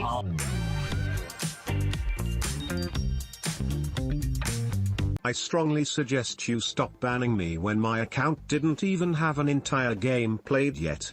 This seems very unfair. I'm better than 100% of your GM level players and you stupid banned me. WTF is your SU? I hope Bobby knows it and is auto-resigning in his grave. You. Wow. Dan, you want to run with that one? I thought maybe you would take it. I mean, he apparently, if we're banning him before he's even completed a game, I don't know. I mean, kudos to you and the crew, Casa. I don't even know what else to say to that. A lot of times people that, have played games, they might finish them and they react and they're so hot, and step away from your laptop or your phone, decompress a little bit, give yourself the opportunity to turn that temperature down before you respond. Like that's the first bit of advice, because if you're dealing with support like that, you're gonna have a hard time dealing with people in your own life. So take a moment, think before you make that move, and then maybe then the response will be a little bit different. Rest in peace, Bobby Fischer, one of the goats of the game. At the end of the day, I don't think he's auto-resigning in his grave. I don't believe that. I think he might have a lot of perspectives on the way the game has gone. I don't think he's thinking like that. Why should I open a new account if you guys keep on closing them?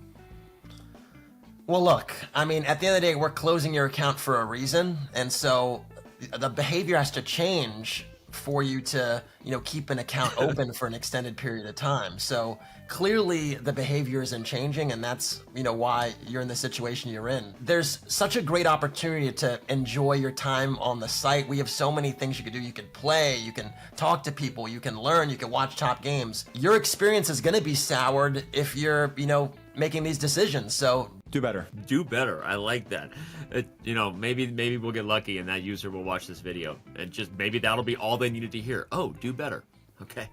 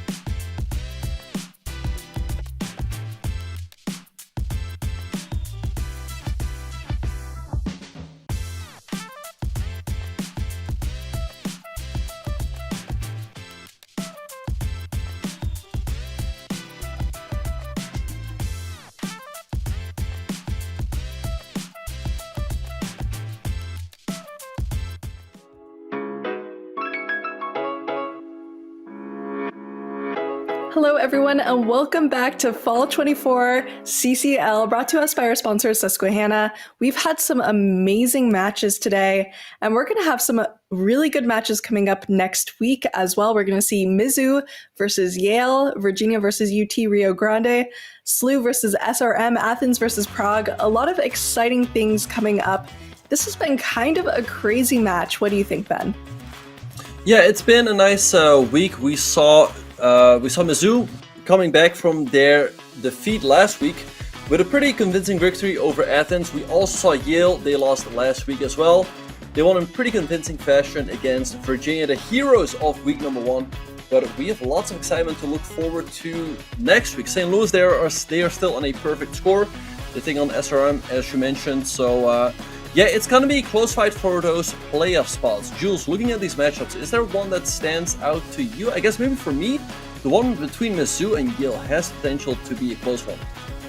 Absolutely. Mizzou versus Yale will be very interesting. So we will stay tuned next week and take a look at that match. So join us all next week. It's been a lot of fun having you. I'm your host, Jules Gambit. This is your host, GM Benjamin Bach, and thank you so much for joining us.